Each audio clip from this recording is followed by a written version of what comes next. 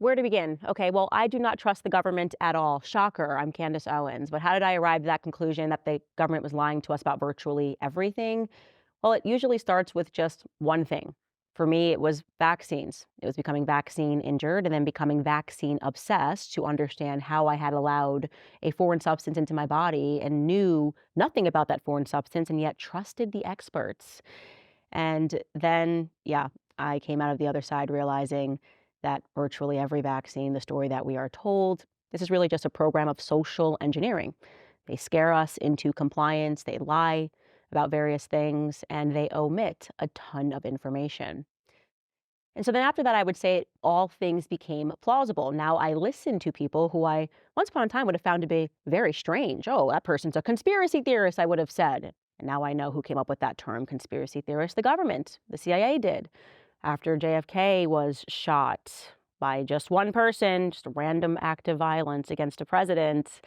And then they paid, via Operation Mockingbird, a bunch of journalists to lie about the narrative, to control the narrative. Yeah, so I'll have a lot of things I ask questions about, and I tend to try to find people who get equally as obsessed with a topic and present interesting theories. Now, I'm sure you remember this event. Let's go back to 2014.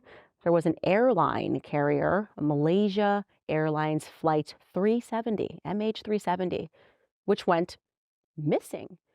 And then it was in the news, and then magically it was not in the news, and we never really got an answer to what happened to MH370. Well, the person I'm inviting on the show today has quite the theory. Some people might think that that theory is completely kooky.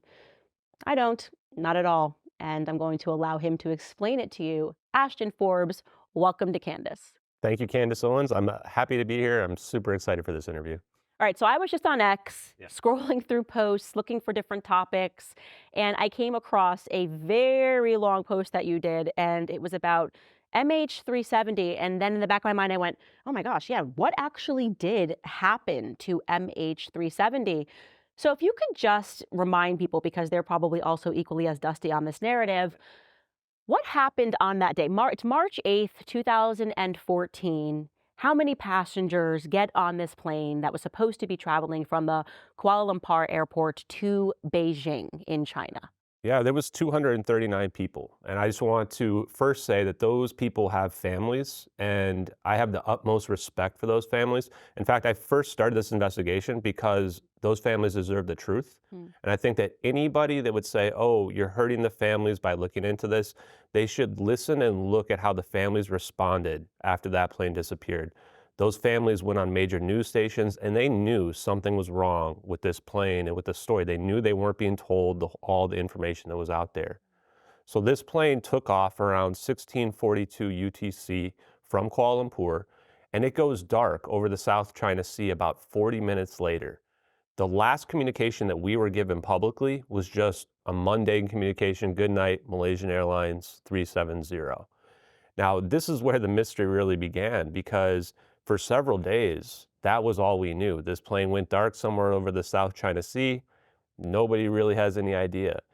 And you can start to see, going back to your comment about conspiracies, that right away something wasn't right. It seemed like there might be a cover up at play because several days later they said, oh no, this plane actually didn't crash anywhere near the South China Sea or anything. It turned back over Malaysia, flew over the peninsula of Malaysia, and it flew directly to Penang Airport. And then it deviates again, and they end up losing it on military radar.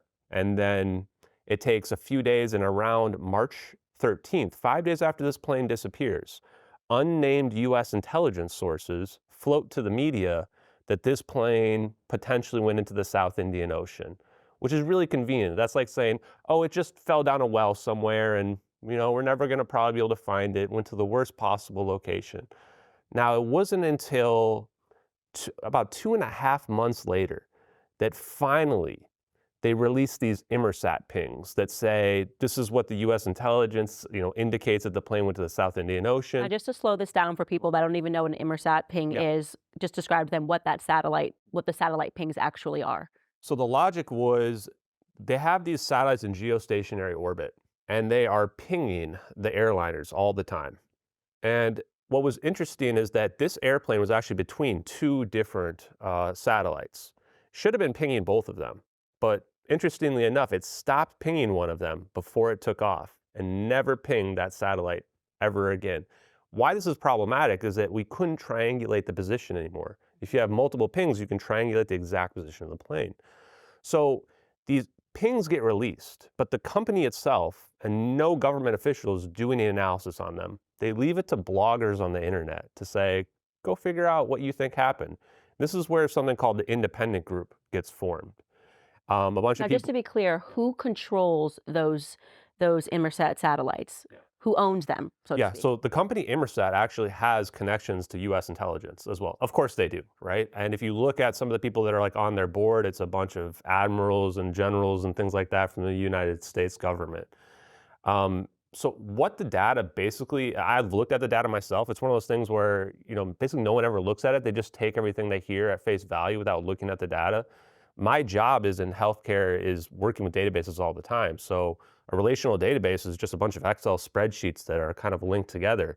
So when I looked at this data, this Excel spreadsheet of these pings, I started scrolling through it from the plane taking off, and you get to the part where this plane was like they lost contact, radar contact with it around 1840, and the data just kind of stops.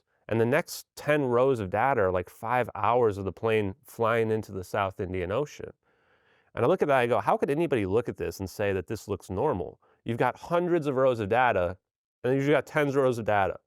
And what this would indicate is this location in the Nicobar Islands, they used these satellite pings to say, okay, this plane goes past Penang, it turns, deviates, starts flying through the Straits of Malacca and the Andaman Sea.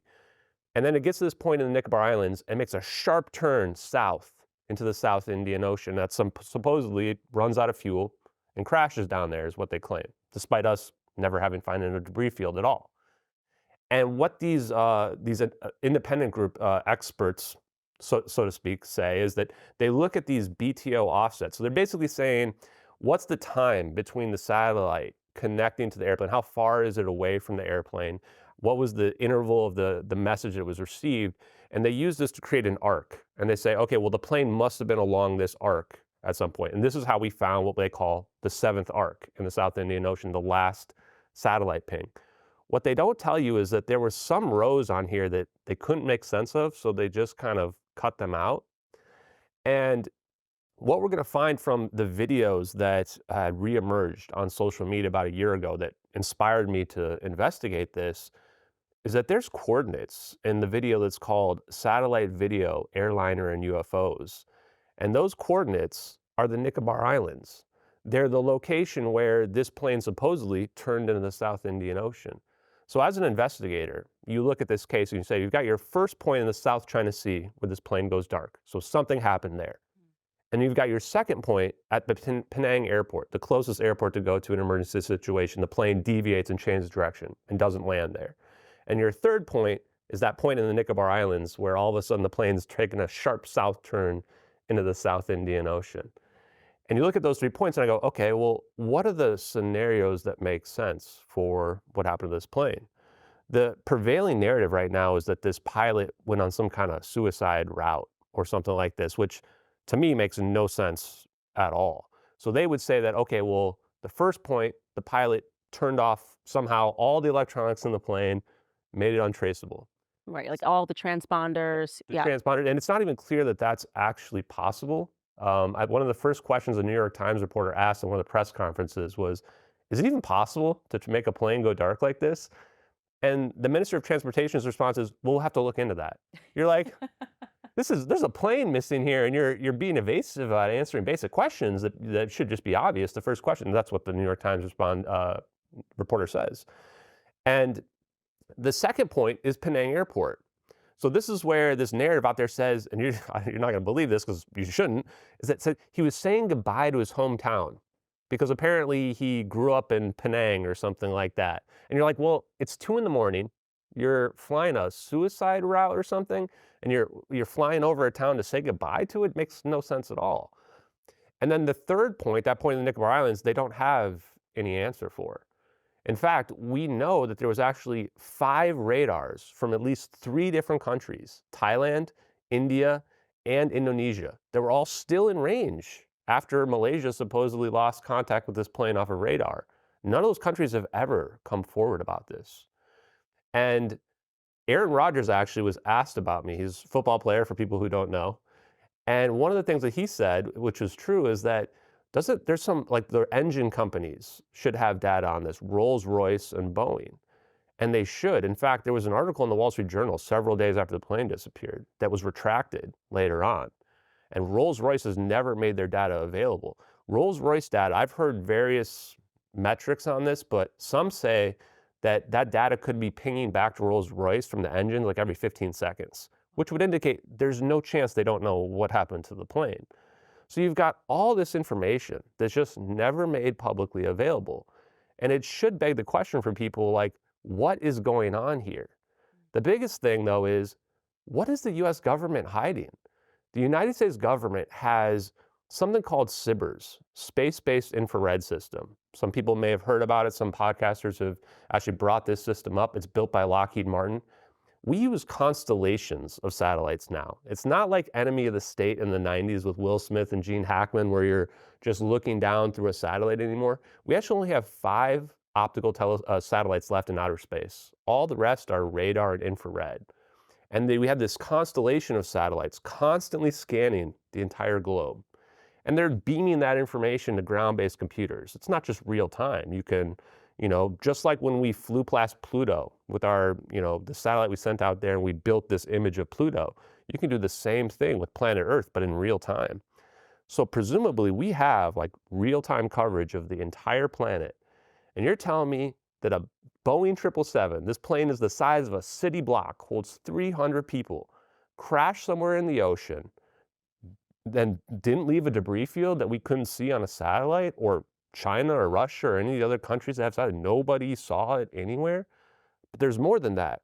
We also have something called SOSUS, the Sound Surveillance System, which is a Navy system that's been around since like the 40s or 50s.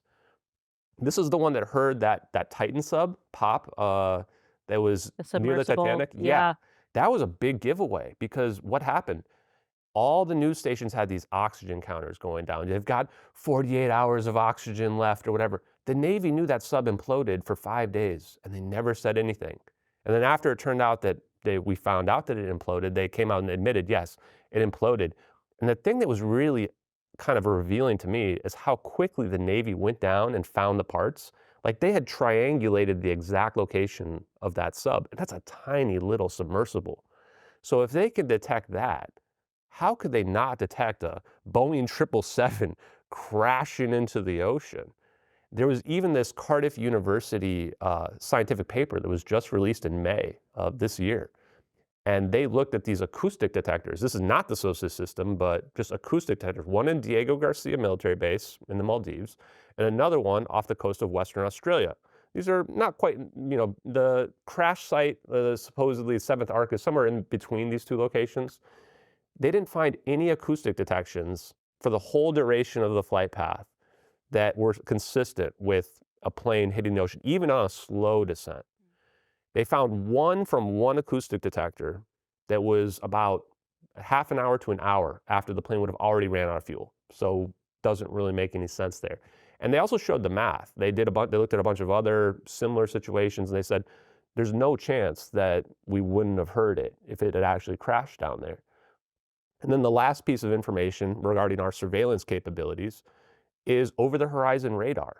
So a lot of people think of radar as like this line of sight type ranging and detection system. But actually, we have something called over-the-horizon radar, which bounces off the ionosphere and can see and to detect aircrafts, missiles, et cetera, for thousands of miles.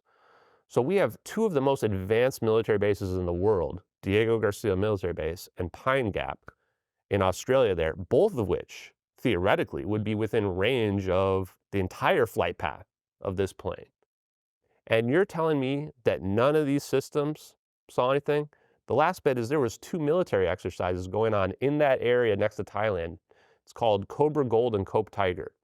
The Cobra Gold exercises had just ended and the Cope Tiger exercises were just about to begin. It was between Thailand, United States, and Singapore. I believe China was actually a guest during that exercise that year as well. The Cope Tiger exercises, the theme was search and rescue that year as well. So presumably they would have had all the assets right there in that area, most advanced assets. You're telling me a Boeing 777 flew past our military exercises and we just didn't see it at all? This doesn't make any sense. So we know the United States government, beyond any shadow of a doubt, must know what happened to this plane. Do you want to have a deeper prayer life but don't know where to start? Well, I get that, and so does Hallow, which is why I'm excited to tell you about Hallow's new prayer challenge, How to Pray. Prayer can be such a daunting thing to undertake. Where do you start? What do you say? I remember when I was first learning about Catholicism being in awe at how many different practices there are when it comes to prayer. But it does not need to be overwhelming. Hallow's new prayer challenge will take you through short daily sessions over the next 2 weeks with an all-star lineup of spiritual leaders and guests, giving you all of the essentials to creating a rich prayer life. They'll teach you how to pray through scripture, how to do imaginative prayer, how to incorporate prayers that have been around for centuries, and so much more. You'll get a new guide every day, and some of the guides include Father Mike Schmitz, Jonathan Rumi, who plays Jesus in The Chosen, and Mark Wahlberg, plus many others. The only way that we can get through these crazy times is by setting first things first, which is why getting closer to God and prayer is the best way to do that. So download the Hallow app for 3 months free at hallow.com/Candace. That's hallow.com/Candace. So when this happened back in 2014, I was not as awake as I am now. I was not awake at all, actually. I was fully asleep. And it's interesting because what you're describing, I now realize that they have been engaging in this for a very long time. It is the government that engages in disinformation. So what they try to do is when something happens and people are confused about it, they put out so many possible theories. I mean, you're talking like a game of Clue, or I guess people in the UK would call it a game of Cluedo. And it's essentially the butler did it in the pantry. It just and then you're like, oh, well, I read here in the New York Times that they think that it could have been like the pilot was a drunk and got into a fight and wanted to just fly over and say goodbye. Well, I read here over here in the Wall Street Journal that what actually happened was it ran out of fuel. Well, I read here that it was on fire. So there's actually so much information that is intentionally put out there to confuse people that they can't actually get to truth, but they're sure that they're getting closer to truth by consuming all of this because it's coming from the experts, it's coming from sources. And once you understand that that is their repeat pattern, which is basically to flood the zone with so much information, but there's actually no information. And I do agree. The most ridiculous one for me was this pilot on like a murder-suicide mission. First off, just talking about mental stability, like pilots tend to be like the most mentally stable people. Yeah.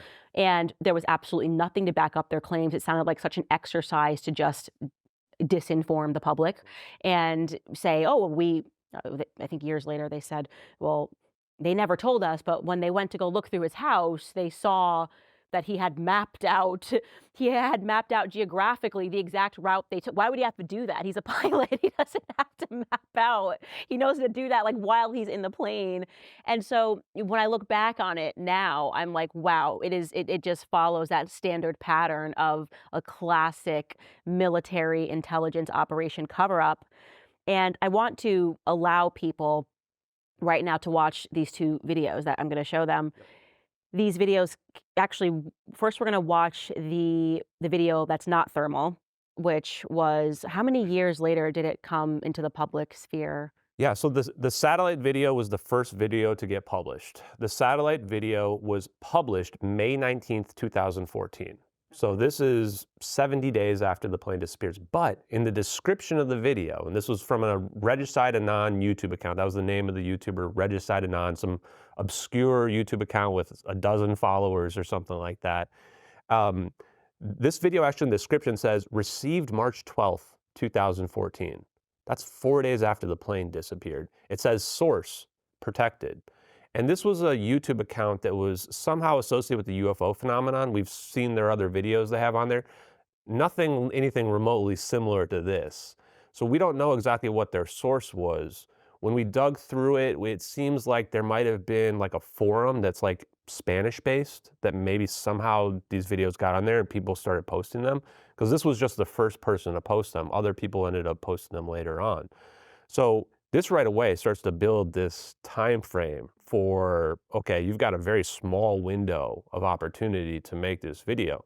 And when people look at this satellite video, a lot of people, first of all, can't even tell what direction you're looking. People go, well, where's outer space? And you're going, no, you're looking down. You're not looking up. Well, so it goes to show this is why the United States government protects surveillance capabilities so well, because if we find out about our surveillance capabilities, then we can feed through some of that disinformation and we can figure out, oh, wait, no, we absolutely must know about a plane disappearing, and you can apply it to other world events that go on as well. And so it makes it much harder for them to misinform the public that's out there.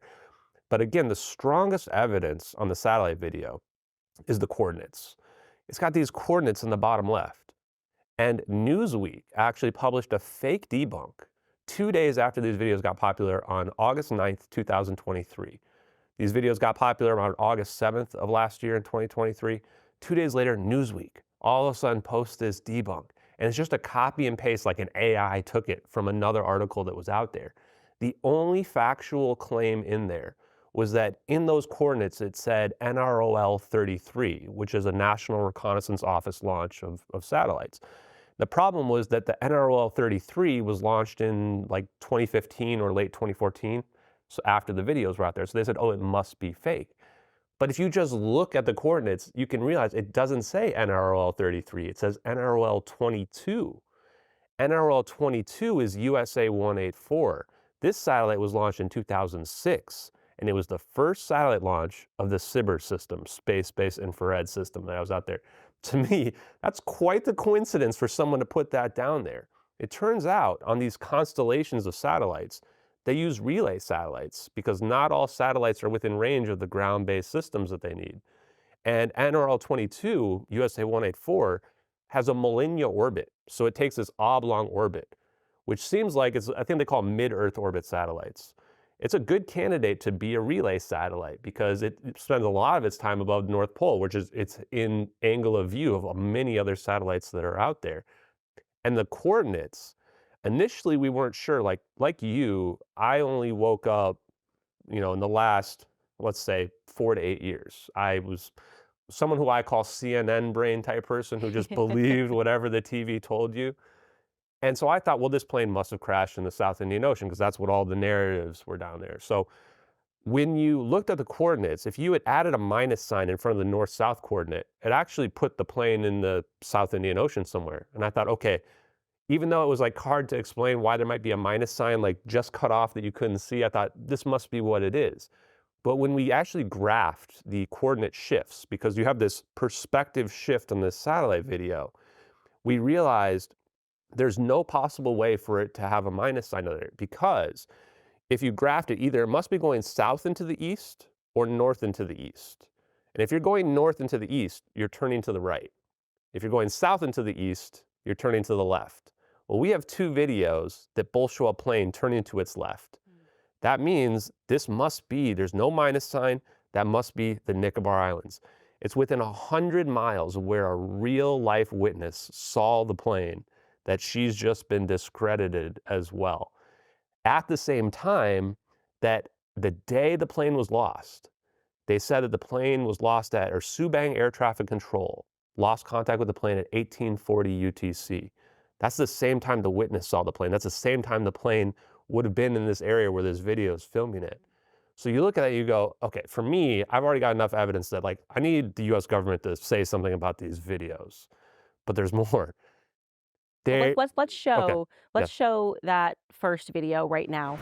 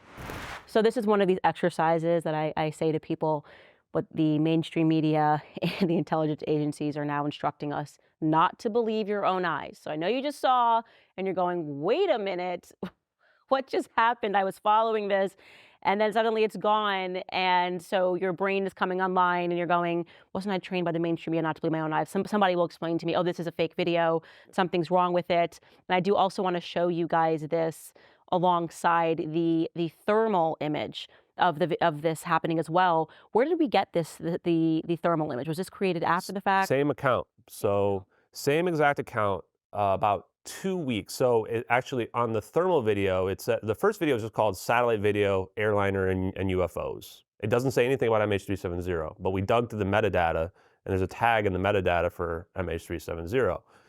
The second video says it's like UAV drone video, and then in the description says alternate angle from previous video.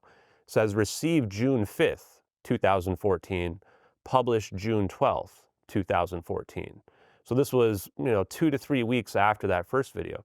And now you start to build like a story in terms of, okay, this first video comes out, and if this is a real video, someone's leaked this, they want people to pick it up. Nobody picks it up. And then all of a sudden, boom, now we've got a second video from a Predator drone from a completely different angle than the first one. And so when people ask, like, what would it take for you to be convinced that something's real? It's like, well, I want 2 different videos from, different angles, from high quality sources, military sources. And you know what? Put one of them in infrared and the other one in a thermal. And make sure they line up, the time lines up. Yeah, line And up they do. perfectly. And they in sync. We've dug through it, can't find any discrepancy, not even in the movement of the orbs or on the plane, nothing at all out there. And going back real quick to the satellite video, probably the other most compelling piece is you see this cursor, mouse cursor, come off the top right of the screen. Because if this is a real video, that's a recording of someone's computer. And they're on a much bigger field of view. So you can tell because this mouse comes off the top of the side of the screen, and they probably just hit start record. And the mouse comes on the screen, and you can actually tell the mouse stays still when the perspective shifts. And people looked at the mouse, and the background of that satellite video is 6 frames per second. It's kind of like slowly jerky a little bit. You can kind of tell with your eyes. But the cursor is actually 24 frames per second. And people pieced it together right away that this is consistent with a Citrix session, a remote terminal session. So for people that aren't familiar with working at big companies and potentially the government, a lot of the data is being stored in databases that are remotely hosted. So what you do, you log in to that database, to that server, and you access the data on that computer server. And when you do that, almost everybody I know uses Citrix. So now, if these videos are fake, someone is like, knows how our systems are set up out there. And they did it very quickly. And very, very quickly. Or somebody saw these videos, just like the people watching this right now, and kind of freaked out and went, wait, what? And they were like, the world has to know because no one's going to figure this out without seeing these videos. But they're not trying to end up like Edward Snowden having to learn Russian Yes. because they've revealed some sort of a government secret. So they just put it onto the internet and let the internet do what the internet does. And I think that to your point about the CIA disinformation stuff as well, they probably didn't even realize how much control the government has over the media. Like to Project Mockingbird, for example, I absolutely believe that the government controls the perception of the media strongly. And they probably just thought they would end up being like a hero or something, or that the media would pick up on this. But of course, the government was never going to let that happen. So these videos got no traction anywhere. And most people, even myself in 2014, I remember seeing the drone video. You can tell it's a drone because you can see the drone's nose in the video. And these drones actually have these slots that are customizable on the wings, where you can pull out, you can put a Hellfire missile on there, whatever. You can put a camera on there. We've found the drones that have cameras in that exact location as well. Like an MQ-1C Gray Eagle is one of those. So they might have thought that the media was going to pick up on this, and then they never did. Of course, the media's job is to not pick up on that specifically. And the world had no idea. Like I looked at that drone video and I just didn't know what I was looking at in 2014 because I followed this case back then as just, an independent citizen and civilian and thought, well, that's a weird video. And this was before the DoD Navy released those UFO videos and declassified them. And even that, so before that, I didn't even know we used like forward-looking infrared, FLIR. So I had no idea of even the basis of our technology capabilities from a surveillance perspective. But now in 2023, when I saw those videos again, I went, whoa, I remember seeing this. And for me, it was when I saw that second video and I went, okay, This is bizarre. And then when I saw the Citrix session evidence, I went, okay, this is like way too much. And I asked the question, instead of everybody else saying, this must be fake, this is stupid, blah, blah, blah, I said, what would it take for this video to be real? And that's when I started investigating the stories that we've been told, the evidence that's out there, the witnesses. And just as a summary, like I've accumulated so much evidence around the real situation around this plane that the only way anyone could convince me these videos are not real is either this hoaxer, supposedly, that made them would have to come forward. Which you have offered money. Yeah, we had a $150,000 bounty. So, and this was real money. Like we had Kim.com threw up 100,000. Chad and Sherry, the Investigate Earth podcast, who I've become very good friends with over just talking about this stuff on many of their podcasts, they threw up another 20,000. And then I had a wealthy supporter that had run for higher office, that actually run for Congress in the past, that texted me and was like, I'll throw another 25,000 in. And I was like, well, I'll throw 5,000 just to round it out. So for months, we had this out there. And there's a lot of disinformation about that where people say, oh, well, it's to prove the videos are fake. But it was, I mean, I need proof. And the only way to get proof is you need the hoaxer to come forward with, here's the work that I did. Because it's not a crime. I mean, you can just be like, yeah, I hoaxed you. I did a good job, but I'm taking 150K. And, you know, maybe Disney will pick you up or some Yeah, major like, it was VFX pretty team. good. Look at that work, you know. You think about the psychological profile of the hoaxer doesn't really make much sense either, but nobody ended up coming forward. In fact, it started to draw like people trying to just like lie about it as well. So after several months, I realized no one's gonna ever come forward. We ended up taking the bounty down because people were trying to scam me and do all this other stuff because people are just horrible, honestly. But yeah, you would take the hoaxer to come forward with their source work, because if you made these, you're not deleting that off your hard drive. You're going to save that forever. Or finding the plane. But even finding the plane at this point, like that plane better be like fully intact with like 239 bodies on it at the bottom of the ocean somewhere with 10 years of decay on it, right? Because where is this plane? Like, how does the plane even hit the ocean without breaking into a million pieces? Before we get to your theory, which is the only thing that makes sense if I believe my own eyes, the debris did turn up years later. Speak about that. Absolutely. Or a very small piece of the Let plane. me address the arguments and the claims that people make that I think people are well known about. Is that, first of all, this pilot suicide, I call it the pilot suicide myth, because there is really no physical evidence for the pilot suicide scenario. If you were to crash a plane like the Germanwings guy did in 2015, he locked the co-pilot out and he crashed the plane in under 10 minutes. I went and looked it up because people were trying to compare the two scenarios. He didn't go on an 8-hour joyride. He certainly didn't fly to the nearest airport to land a Boeing 777. The narrative about, there was all this misinformation spread about the pilot saying that like he was into like some cheating on his wife, or he had mental issues. They tried to claim he was a terrorist. Like all this stuff was fake. Florence Achangi is probably the #1 investigator that I respect related to MH370. I've spoken to her several times. She actually got his medical records. His family released them to her, and there was no red flags mentally. He had nothing wrong whatsoever with him. And then they start passing this simulator data that you were mentioning out around, and they said, oh, well, this proves that he planned this route. But if you actually dug into the facts, it turned out from that simulator data was from February 2nd and February 3rd. And it was actually MH150 from Kuala Lumpur to Jeddah. And he was scheduled to fly that route February 4th. So he was literally just practicing. And I've got a graph or an image out there that shows like all the MH150 routes. And it's exactly the same as what they're saying was on this simulator data. And then they take one single point in the South Indian Ocean, they just connect it together and claim, oh, that's the route, even though it doesn't match at all the real route of the MH370. But you know what it does do? It bars everybody else out, because the majority of people who don't understand that are not going to dig that deeply. So they just need something that, how do we button up this little mystery and feed that to the public and say, oh, look, we figured it out. Actually, we dug through his stuff and he was plotting out this route and he actually was a crazy person, even though his wife says he was and everyone around him says he wasn't. But we just need our fall guy, and we're picking the pilot. And somehow he was able to do some James Bond type and hitting the transponders, went on a little joyride, waved goodbye to his hometown. I mean, it sounds insane. Like the conspiracy is what they always sell you. Like that is more insane than the concept of they're hiding something and your government is lying to you. Exactly. And even if you don't want to believe the videos are real just because you can't believe that we have that kind of technology, you have to believe that the government knows what really happened to this plane. There's just too much evidence for that. And you have to be able to tell that there's some kind of obfuscation going on with regards to this whole situation. It stinks start to finish. So yeah, like you said, his family, his coworkers, everybody ruled it out. The FBI even looked at the simulator data. They ruled it out. The officials ruled out the simulator data, but somehow this narrative keeps spreading. And so what people will say is, well, the ocean is really big, so it could have crashed basically anywhere. But that's not true, because remember, we have these satellite pings. These satellite pings indicate the seventh arc is where this plane ran out of fuel.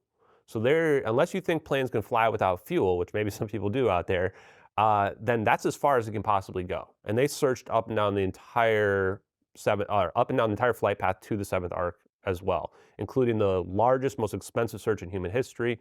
They've done 2 above and below water searches there, and they're planning a 3rd in November. They never found a single thing. And then people say, well, didn't they find some debris?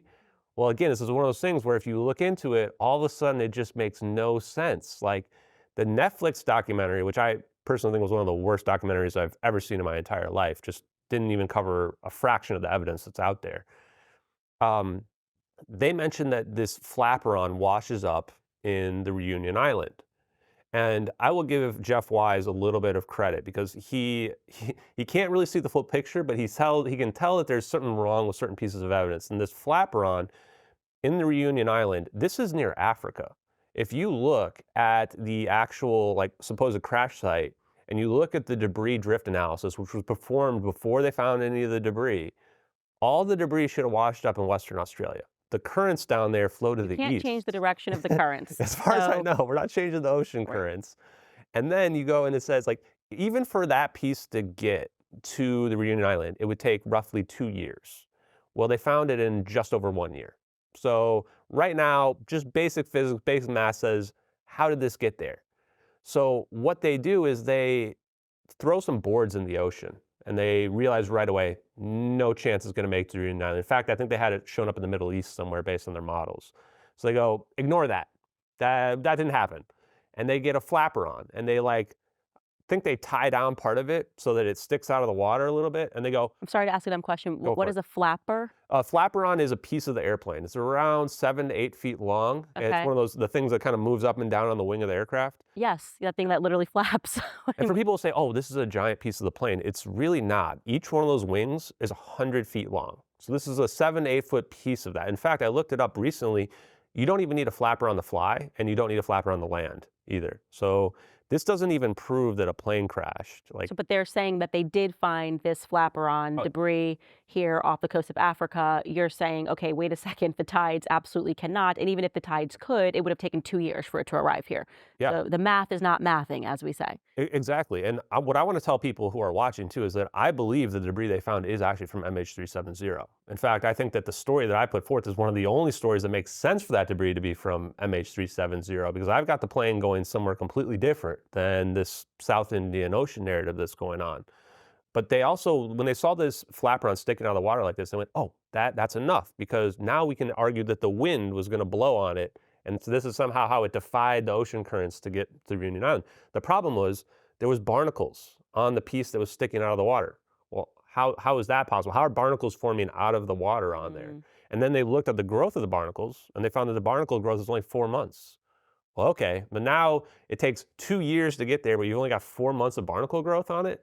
And so they have to come up with all these convoluted reasons. Now, the flaperon, there was about, I don't know, let's say 10 to 20 pieces. That was by far the biggest piece. The rest are just tiny pieces like this.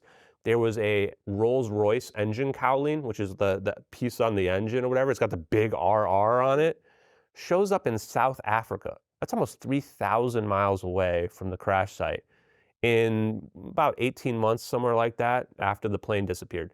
Literally impossible for it to float that far. So the flaperon is actually the closest location. All the rest of this stuff was on mainland Africa. And you look at that, you go, there's just absolutely no possible chance it could have crashed in that site.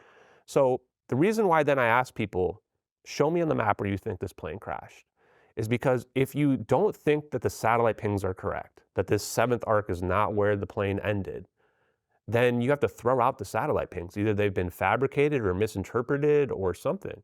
And remember, I looked at those, and I think anybody else should look at them themselves and realize it doesn't look right. The way the data it's too sparse. And I even talked to some of these independent group experts, and I asked, why does the data just like cut off right here at 1840 when this plane is in the Nicobar Islands? Nobody gave me a straight answer. They would just say, it's normal, it's normal. I'm going, nothing about this situation is normal. Like, this is extraordinary. So this is where, like, if the satellite pings are not correct, then if you look at the totality of the evidence, it presents a completely different story of what happened to this plane. And my approach has been, when I looked at this, I want to take all the evidence, everything that was thrown out, dismissed, rejected, and I wanted to look at it all totality. And I found that the only thing you have to throw out is the satellite pings after the Nicobar Islands. And you've got a comprehensive story that's got 20 witnesses, completely different event that people had actually speculated on, that like PhD experts had speculated on, et cetera, that is also potentially consistent with the videos and consistent with where that debris showed up. Okay. So, for my people who are not science-minded, I want you to know that the reason that you're not science-minded is because the government doesn't want you to be. That's the overwhelming majority of people in society who don't excel, especially in Western society, in math or science. I believe there's a reason for that, because it gives the people that do excel in it a tremendous amount of power over you. But you do still have two eyes. You did just watch that video. You think you saw something that was flying, and then maybe what you might describe as UFOs, 3 of them surrounding it, and then suddenly everything seems to have disappeared. I'm now going to introduce for you guys a video of somebody describing a technology which somebody theorized could have been produced. This guy theorized about it in 1990. And I guess we'll just call it Star Trek technology. Take a look at this video. The concept of warp drive was first imagined by science fiction author John Campbell way back in 1931 in his novel Islands of Space. However, it wasn't until 1990s that physicist Miguel Alcubierre proposed a real-world method of achieving faster-than-light travel. This concept was based on the works of Kip Thorne and his research on wormholes and time travel. However, while wormholes remain completely theoretical, the Alcubierre warp drive is based on established laws of physics. So, how does it work? The key to warp drive is in fact in its name. According to Einstein's theory of relativity, space-time can be warped by gravity, and that is the reason why planets and stars are attracted to each other. The Alcubierre warp drive takes this idea a step further by suggesting that instead of propelling the spaceship at the speed of light, we can warp the space around the spaceship, thus connecting 2 distant points in space and covering the distance at normal speed. The Alcubierre warp drive would work by creating a bubble of space-time around the spacecraft. This bubble would contract the space in front of the spacecraft and expand the space behind it, thus allowing the spacecraft to ride a wave of space-time. It's like surfing, but on a cosmic scale, allowing it to travel at a speed faster than light without actually breaking the cosmic limit. See, the spaceship isn't moving at the speed of light, but the space around it is. So that's an odd thing, but don't worry, like the guy says, it doesn't exist yet. It's a theory that you could, I guess, ride a wave and something would just move an object faster than the speed of light. It's not like our government has any technology like that. Don't worry about it. Don't worry about it. Keep learning about the social sciences at school. So that seems far out, and yet it kind of is the only thing that could make sense. Now, before we get into that, let's just talk about what people actually say they saw that day. Because then if you go, okay, if this thing did actually happen, why would it happen? Why wouldn't you just land the plane and not have to send out the intelligence agencies and the Operation Mockingbird people to cover this event? Like, if the government is involved, why? Yeah, great question. And I think you made a great point as well, is that we've stopped believing what we see with our eyes, and that is one of the things that's really blown me away, is how easy it is for the government to lie to us and throw us off the scent for stuff, even when we have this massive amount of evidence. I remember when I was on with the confessionals with Tony Merkel. It was the first in-person interview I did, and I was still fresh in the case last year around September. And I was trying to figure out, what's the overall story? Why did we cover this up? Is this a situation where there's some kind of espionage angle at play, or is this some kind of UFO situation that's going on here? We've got these orbs circling around the plane. I knew enough about Star Trek and Alcubierre Drive to think like, like, is that what's going on? So I started digging into the case of it. So we've heard now the suicide narrative that's out there, and that's generally the prevalent. The narrative that doesn't get talked about a lot is the fire narrative. And I think the fire narrative has so much evidence it's almost undeniable. There was already a bunch of situations before Malaysian Airlines Flight 370 where planes had burnt up and from lithium-ion batteries in their cargo bay. And it turns out that Malaysian Airlines CEO just didn't tell people that there was 500 pounds of dangerous lithium-ion batteries in the cargo of this plane until March 20th, 2014. So this is 2 weeks after the plane disappeared. Now, why would they lie about that for so long? It turns out it missed 2 security screenings as well. Now, I spoke to Billy Vincent. So I started Googling around saying MH370 fire. And I started finding these experts that were talking about these news articles about it. One was Dr. Edel. He's in a Daily Beast article you can read. He says, what happened is perfectly consistent with a fire event. And Billy Vincent had speculated even before March 20th that this was a fire event. So I actually reached out to him recently and said, sir, could I talk to you about how you knew that this plane had a fire event going on related to it? And he told me that he had looked into, or he was former security director for the FAA back in like the 80s, maybe 90s. And he said, well, I looked at like UPS Flight 6, and this was a flight that I think was either UAE or Dubai, somewhere over there. And it was a cargo plane, UPS, and it was carrying lithium-ion batteries. And in that scenario, the batteries ignited in the cargo, smoke accumulated in the plane. It actually occluded the windows for the cockpit. And the pilot tried to put their gas mask on. They got out of their seat to grab their mask that was right behind them, passed out immediately because that's how dangerous the smoke is. Like just 1 to 2 inhalations and you're out. Wow. See, I've always wondered why they always ask you now, do you have any lithium batteries that you're Yes. carrying in your luggage? So this is the reason why, because lithium ion has this, it means obviously highly flammable. What's actually creating that? Because I don't understand it. What creates that environment that it makes it so dangerous for it to be flown? And yeah, this is where like when I started finding out about the lithium batteries, because I asked the same thing. The first thing I said is like, oh, this is why they're asking me when I go mail a letter at the post office, like a letter. They're like, is there a lithium ion battery in here? I'm going, it's a letter. What are you talking about? Because they're so afraid that a plane was going to burn up. Now, what Mr. Vincent told me was that, especially back in the early 2010s, and the manufacturers probably won't admit to this, but they used to have common defects were very common in these batteries. Now, lithium-ion batteries are extremely dense with energy, which is why we use them in phones, computers, Tesla cars, scooters, everything that's out there.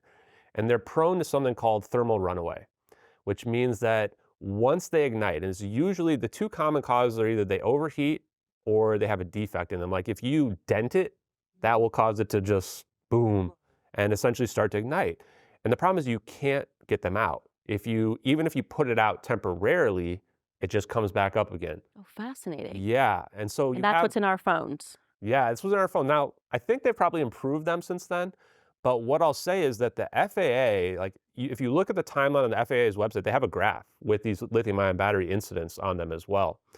And we really didn't know much about them in the early 2010s. Actually, even now, 2023, 2022, the last 2 years they've accumulated data, there's over 70 incidents of lithium-ion batteries starting on fire in the passenger area of passenger planes every year. So that's like over 1 a week that these are happening. And this is a situation where just like people's phones are lighting up, and then they throw them in this bag and they like pour water on them because there's no easy way to put them out. The Hallow 1301 fire suppression devices they have in these airplanes can't keep them out. They just keep coming back up and up and up again. So you look at the scenario, this is exactly what happened with UPS Flight 6. 500 pounds. Yeah, so this is, and 2 of these were, we looked through everything. We looked at the cargo and we found out they were stacked up in the forward cargo bay, 2 pallets of them, right next to the equipment, the equipment bay, the electronics bay, which is where all your sensitive electronics are. And this was another reason why Mr. Vincent had thought that the fire would be the reason, because in the UPS Flight 6 situation, the fire burnt through the hold in the cargo bay, and it starts to damage the electronics. And then in that situation, this can explain why the plane's going dark. There was even a Wired article that was written saying like, Oh, fascinating. So you're saying yeah, that explains the transponder situation. exactly. So this is why the plane really went dark. A Wired article says, you know, a startling simple explanation for what happened to MH370 was to be an electrical fire, that somehow the wires got burnt, and then the first thing the pilot would do would pull the main bus, plane would go dark, right? And so you look at that scenario and you go, oh, well, if I just add this little shift to it and say it wasn't just spontaneous fire, it was the lithium ion batteries ignited. And then maybe they had already kind of started and very quickly caused the plane to go dark within like a minute. And they might not have gotten like a sensor saying beep, beep, beep, warning, fire in the cargo bay, et cetera. And once that thing is started, now it's just a race against the clock. Yeah, Like especially if you're, you've got 500 pounds, exactly, which is what they had. That's like a confirmed fact. That's not a conspiracy. 487 pounds to be 487 pounds exact. Yep. of lithium ion. So, okay, you said that they had not logged that, though, that they were putting it onto the plane. So my instant rational brain is, why not log that? And also, why not just instantly tell the public, it looks like there was a fire? That actually puts people at calm. It was a fire event. We're still looking for the plane, but it looks like the plane was on fire. And so that's the big question, right? Like if this was a fire event, and I'll tell more evidence related because there's a lot, why cover it up? Why not mention it right away? The answer to me is pretty straightforward. If you mention there was this batteries on board the plane on March 9th, 2014, the day after the plane disappeared, everyone's going to immediately hone in on the fire scenario because it's the most logical explanation. Your plane is turning back and going to Penang, the closest airport to land a Boeing 777. It's obviously an emergency scenario, right? Why doesn't the plane land there? Well, probably because the smoke was covering the windshield of the cockpit, just the same way it did with UPS Flight 6. That was the reason why that plane crashed. Because you would say, why couldn't it get back on the ground? They couldn't see anything. It's the middle of the night. It's pitch black as well. They have no power. It's not safe for them to land either. They have no light either. In fact, there are 20 witnesses, maybe even more, but 20 that we found just from looking through news articles, all corroborate a fire event. They've all been discredited. There's no witnesses that corroborate a suicide or anything like that. When the plane goes dark and turns back, some of these other experts that have investigated the plane have determined based on the radar that the plane actually did an emergency descent maneuver. That's the opposite of what you would do in a suicidal scenario. If you're trying to make everybody pass out, you want to increase your altitude and depressurize the plane.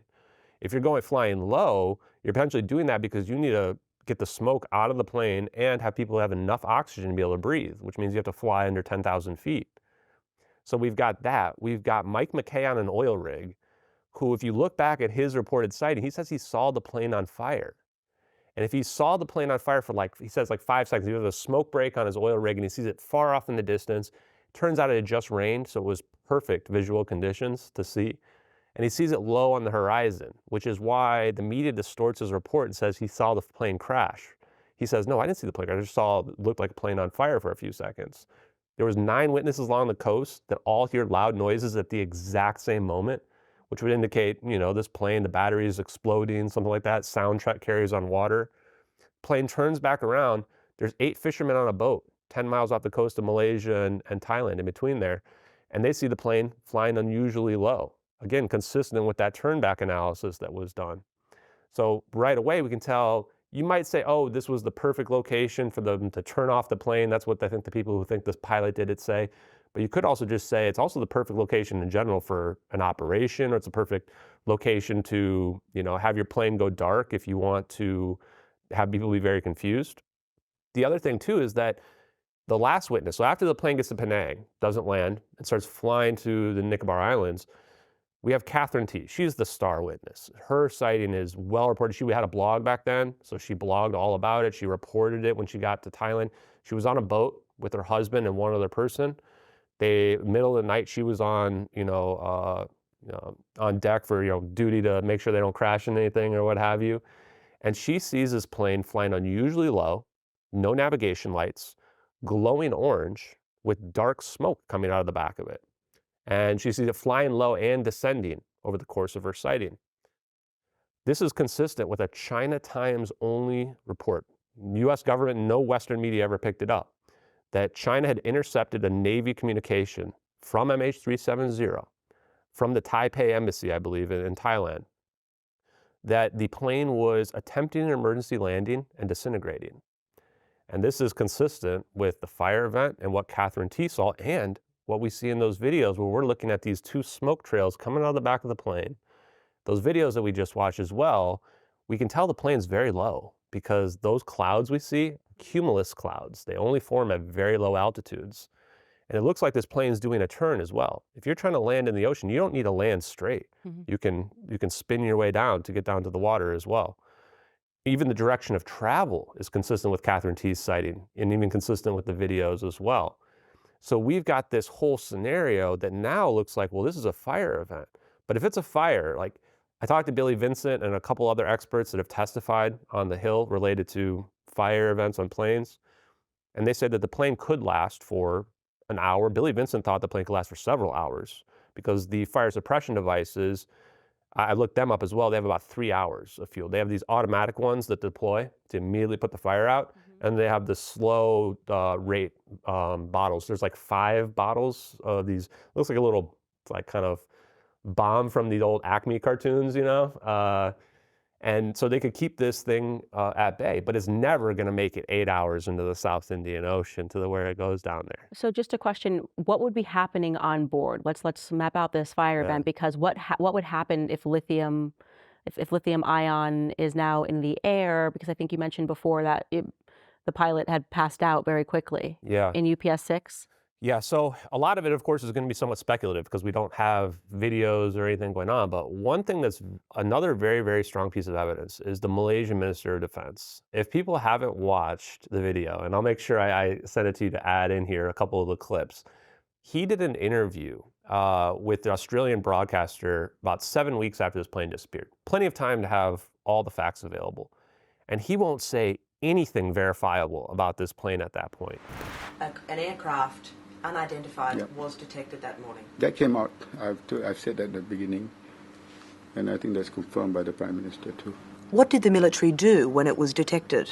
Well, I mean, it is an airline that came from our airspace. It's a commercial airline, and the military has actually said that they didn't consider it as a hostile aircraft. Why? What were they relying on to come to the conclusion that it wasn't hostile? Well, that's a call by the officer that was in charge of it.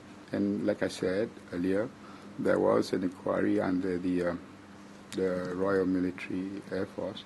That will come out too. Well, one thing he does is he slips up.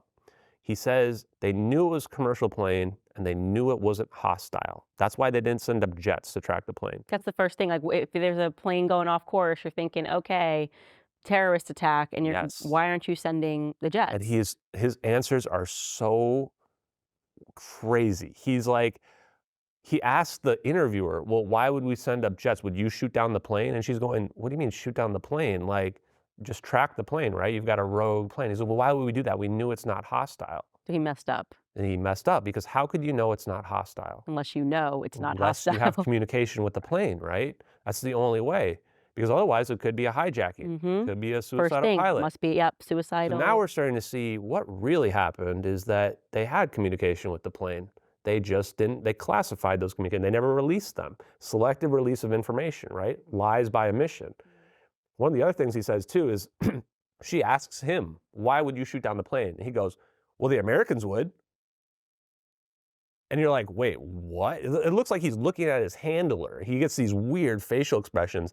The Malaysian people were so upset about this guy in this interview. If you read the YouTube comments, they're like, why is he smiling? Like, who's he looking at? They keep wondering. Like, it's pretty clear in my mind that this guy got the call. Like you got to toe the line. And he was not prepared for this interview at all. Why would he say, so he says, say it again, the American people would? Yeah, the it was actually asked, offensive to me. It was like he was evoking 9/11, right? Because he's like, she asked him, why shoot down the plane? You know, because she's trying to say like, you would just track the plane. Why are you kind of being evasive about this? And he's like, well, the Americans would. And you're like, it's just out of nowhere too. And it's almost like when people have all these lies in their head and they've just they're trying not to get it out, but it just subconsciously gets out there. It's almost like he's saying the Americans talk to him. And he's got to be careful not to say it, but somehow it just kind of blurted out.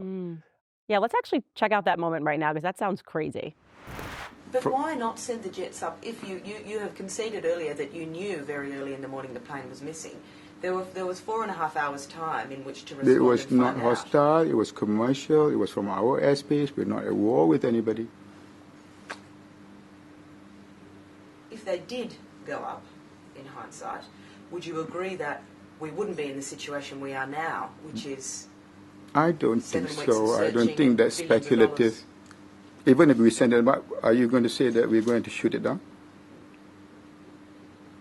Well, you said that, not me. No, I'm asking you. I could not possibly So what's answer the, that. if I'm we're not not a going to, Minister if of not going to Defence. shoot it down, what's the point of sending it up? To see where it's going. Well, to see it going, you need a fighter for that. If we're talking about military procedures, and if I did shoot it down, you'll be the first to say, how can you shoot down a commercial airline with 14 nationals, half of them Chinese? I'll be in a worse position probably. Why shoot it down, though, if it's not hostile? Well, the Americans would. So that is remarkably strange.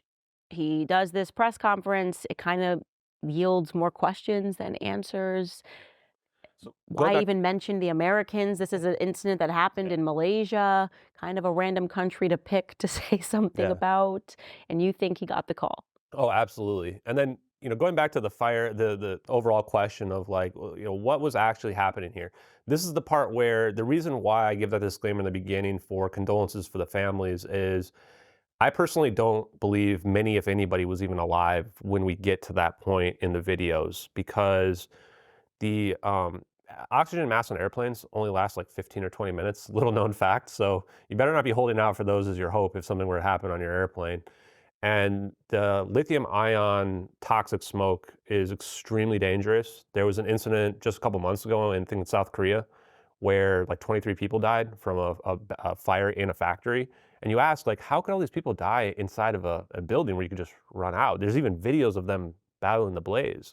And that's when you realize, like, 1 to 2 inhalations and you pass out. And then you just become overwhelmed out there. So the pilots were in a better situation. They have their own oxygen and they have full breather headset that they can put on them. So if I had to speculate, I would say that at least one, if not both of the pilots were okay, probably even at the point where these videos happened. But the passengers, as that smoke is starting to build up in the cabin, they might not even notice it and you just fall asleep and then you never wake up ever again. So that's the thing that I think is really scary. The co-pilot's cell phone pings a cell tower when they fly over Penang as well, which indicates that they were flying very low. In fact, probably under 7,000 feet. Because like, if you try to put your phone on when you're in your airplane, once you get up a certain height and certain altitude, you don't have any service anymore. Unless it's 9/11 and it's 2001, but we'll save that for another day. That's a whole nother fiasco We'll save to that deal for with another in day. general. But yeah, but the 9/11, that thought was always in the back of everyone's mind 10 years ago when we were thinking about this as well, which makes it even more ridiculous. Like they didn't send up jets to track the plane, because some people actually speculate that that hijackers took the plane and they were going to crash it into the Petronas Towers, which are 2 of the tallest buildings on the face of the earth. I've actually been in the buildings, really nice buildings, by the way. So you would think it's crazy to think that they would not be afraid of a Boeing 777 flying rogue through their airspace. And yet they knew it was not hostile. So yeah, there was a communication there. And by the way, how did they wind up discrediting Catherine T? Yeah. So by the way, what country is she from? She's from the UK, but she's, an expatriate. So she's all over the country, all over the world, et cetera, which, I have an affinity for because I lived in Singapore for several years, right next to Malaysia, actually.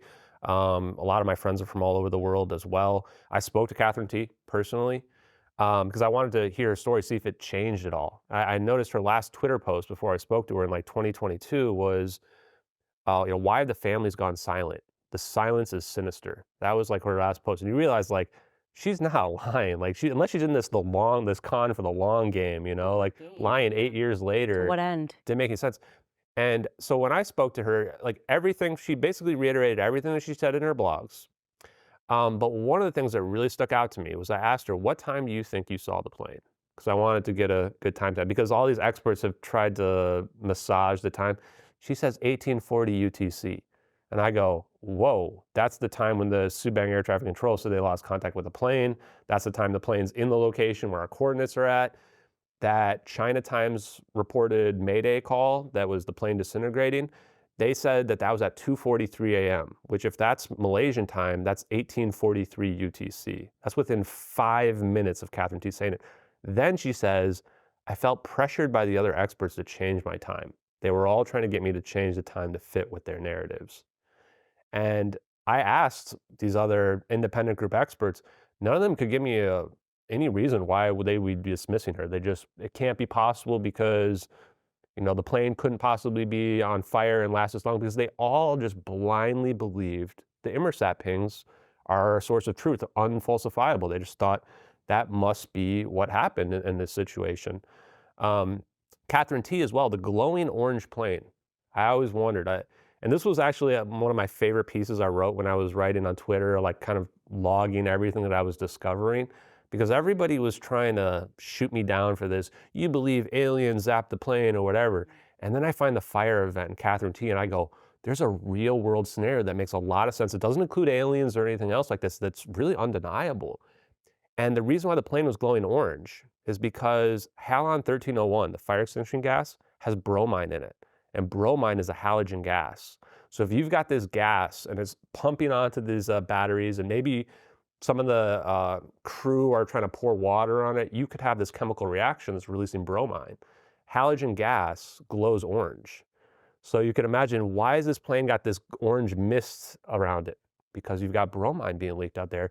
And once I piece this stuff together with all these witnesses, I'm like, here you go, experts, like, do your worst. Try to explain how this is not possible, And then back to the original point, it's like, okay, well, but how does the fire event fit in with these videos now? Like, they corroborate it because we see the smoke coming out of the back of it. But then when you look at the videos again, you go, oh, this is why we made up this fake story about the South Indian Ocean. We can't explain these videos to the public, especially not in 2014, probably not even in 2024, to be honest, because this is some technology that people are not ready on this world to accept.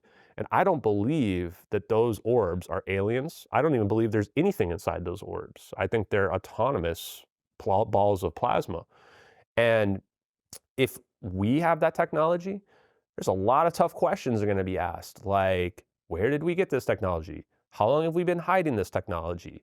What does this mean about our reality if we can just have 3 orbs spin around a plane and then poof, it shoots through, let's say, a wormhole, because that's what I think we're looking at, and goes to a different location on Earth instantaneously? Like, this brings up a lot of Star Trek level technology. And who has this, And I think the biggest thing would be, if we have this technology, how can you justify keeping this hidden from the public? Like, it would change everything about our entire planet. First, I'm going to tell you about American financing, because mortgage interest rates are dropping and are now in the 4s. If you've been waiting to figure out how to get your finances in order, you need to call my friends at American Financing today, because many hardworking Americans are carrying high credit card balances that charge 20% or more each month. It's time to get rid of those. American Financing salary-based mortgage consultants are helping homeowners just like you tap into their home's equity to get out of high interest debt. They're saving their average customer $800 a month by doing this. With rates dropping, the decision is so easy. All it takes is a 10-minute, no-cost, no obligation phone call to find out how much you can save. And if you start today, you may be able to delay 2 mortgage payments. So call American Financing today at 800-795-1210. Again, that's 800-795-1210. Or you can visit americanfinancing.net/Owens. Again, that's americanfinancing.net/Owens. Yeah, so my theory, or I should say really my understanding, is that the government is hiding a lot of secrets from us. I think the government is making us sick. I think the government is making us dumb. And I think the purpose of that is sinister. It's just to enslave the planet. And they do this by pretending that we're progressing. And they give you something like an iPhone, and then you don't realize that kids can't do basic math. Right. So literally, this is what, so they're, and you kind of look back into all of these stories. And now that I realize, how powerful the government is, and more importantly, how powerful the media is. And I'm talking about Hollywood as a component. Even the kind of stories they tell us when we do get technology is kind of senseless. It's like everyone just sort of invented technology in their garage. Like, what's going on in these garages? That, like, everyone's like, oh, it's got together and made Google, got together and made YouTube, and then got together. It's like, and then you look into this and you're going, actually, this looks like quite an elite group of people who are introducing technology that they've already had for quite some time, Yeah. giving it to the public because there is this illusion that we are progressing.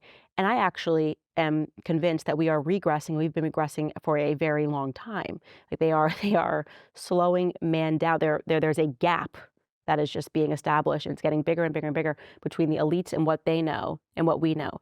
And this is why they are obsessed with social causes, because there's nothing but hot air. So let's keep the students focused on CRT. No, forget math, forget science, forget things that would allow you to catch up with us. We're going to teach you about race theory. We're going to teach you about the social sciences. We're going to teach you about feminism, all of these things that mean nothing. You don't even know how to grow your food, Yeah. which is happening right now, right? You talk to women, don't even know how to cook. Forget growing their food. They don't know how to cook. Men don't know how to hunt. I mean, we're talking about a generation of lost knowledge that happened very quickly. What your grandparents knew versus what you know, and you're convinced you're smarter than your grandparents. You couldn't even survive outside. You would die if you had to survive outside. That's true. That is the overwhelming majority of people just die Absolutely. instantly. And I have placed it, I think there's been concerted efforts to do these sort of resets in society. And I think that one definitely happened around in the middle of the 19th century, like sometime during the 1800s, mid 1800s, they did a huge reset. And there's a lot of stuff that just hasn't been explained. And because I got there before I ever saw your theory, I went, oh yeah, this is right up there. Again, it's the illusion of progression. And then by giving you little things here and there that actually aren't advancing mankind, actually they're slowing mankind down. You're no longer thinking. Google tells you what to think. Like, oh, I have Google, I can just look it up. How much knowledge have you actually retained? And I'll give you another example of this, not to go on a rant, but I think it is important for my audience to hear where I'm at. I was in Philadelphia and I lived there. And every morning I would drive, and I'm talking literally like 4 times a week to a cafe. I put it in my Waze and I go to the cafe. About 6 months in, I realized I don't know how to get to this cafe. I've been going to this cafe been driving to this cafe for 6 months, and I don't know how to get there. I am relying on technology to do the thinking for me. I don't even know, people don't know basic geography anymore. Forget mathematics, geography, anything. And so our minds are actually getting much smaller, which is why all of these things seem so implausible, because we don't understand basic science. Absolutely. I mean, look at your cell phone, right? Like I can't even explain how the cell phone works. Almost nobody can. To your point, you use Waze and you just have it drive you wherever you go, and you realize, oh, I've lost the ability to like learn how to navigate now all of a sudden as well. I believe that a lot of people that follow me are going to love what you said about the reset thing as well, because the type of technology that we're seeing in these videos is potentially not an invention, it's a discovery. And the beauty about discoveries is that it doesn't require some level of advancement to comprehend the concepts in general. So a lot of people think, like even going back to like the pyramids, like how did they make these things and move these giant stones as well? But when you start to dig into the science that we're going to talk about, you realize like, oh, well, even if they weren't as advanced to have cell phones like this, they still could have understand these underlying concepts of the universe. And maybe they were able to produce these types of effects in very low-tech kind of ways in general. We're told stupid things about that, by the way. I mean, the story that they're giving us, new history, it was just slaves. Well, no. Just add more Explain that to me. Without a power, Joe. No. That actually, I'm not comprehending. There were just more slaves than you could have imagined. How many? I'm like, no, explain to me. How many slaves, and with not even so much as a wheel. I mean, it really explained to me how this was made and why this lines up with Orion's belt. I mean, really, what kind of slaves? Just more slaves than you would ever know. We are being told a very dumb version of history, while at the same time, the military-industrial complex is destroying history all around the world. I mean, the most ancient cities are being destroyed. And when I look now and I'm like, Iraq and Syria and Egypt and the amount of bombs that we're dropping, and when you look into it, what we are destroying, I'm like, this could hold the answer to so much. So what we're talking about is energy. So I want you to explain it as if you're explaining it to a child, because I do believe that we have a childlike understanding of science. Like, I do not have a science brain. So I want you to explain what exactly you believe happened. Yeah, so first thing I want to say is like Carl Sagan had this quote that said like, we live in a society based on science and technology where nobody understands science and technology. And that's a big problem. And I agree with you that they want to hide. They don't want people to be smart. They don't want people to look at the science and physics. They want us focused on all these social issues and political things that, in the grand scheme of things, don't mean much. I think that the allegory of Plato's cave really explains everything as well, right? We're chained up and we're looking at the shadows and we're not seeing the real picture Whole world outside. out there. We're Yeah. just cavemen, honestly, is one of the things that I've concluded as well, is that we think we're so advanced. We think that some people out there think they've discovered everything, that we figured it all out when we really haven't. So before we jump into that, the one thing I want to ask is, people are going to wonder, like, why are they filming this plane and why did we do this to this plane? And when you look at the passengers on board, there's something that sticks out majorly. There are 20 free-scale semiconductor engineers on this plane. 20? 20. Now, I work at a large company, and we have a policy that you can only have 2 or 3 people on one plane, because if the plane disappears, you lose a lot of people.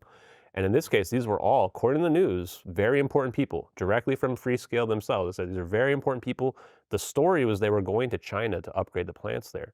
You said Freescale. Yeah, Freescale Semiconductors. Now, this is going to be important because 8 of these people were Chinese nationals, 12 of them Malaysian nationals. They work for the American company, Freescale Semiconductors. Freescale Semiconductors had just produced a microchip that was like smaller than a dimple in a golf ball. People do not realize how powerful semiconductors are. When it comes to advanced technology, it's not really a matter of scaling it up. It's really a matter of scaling it down and getting it smaller and smaller and smaller.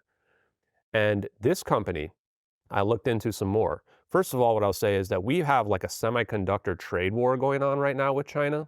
And I don't think the world even knows. The Biden administration actually passed more tariffs recently on semiconductors. And I don't know if Trump has mentioned it, but like, we're trying to be the leader in semiconductors. I looked and found a 2005 National Security Agency report that's on, it was called Superconducting Commercial Assessment, essentially. And you read through it, and it talks about Freescale Semiconductors multiple times on their microchips.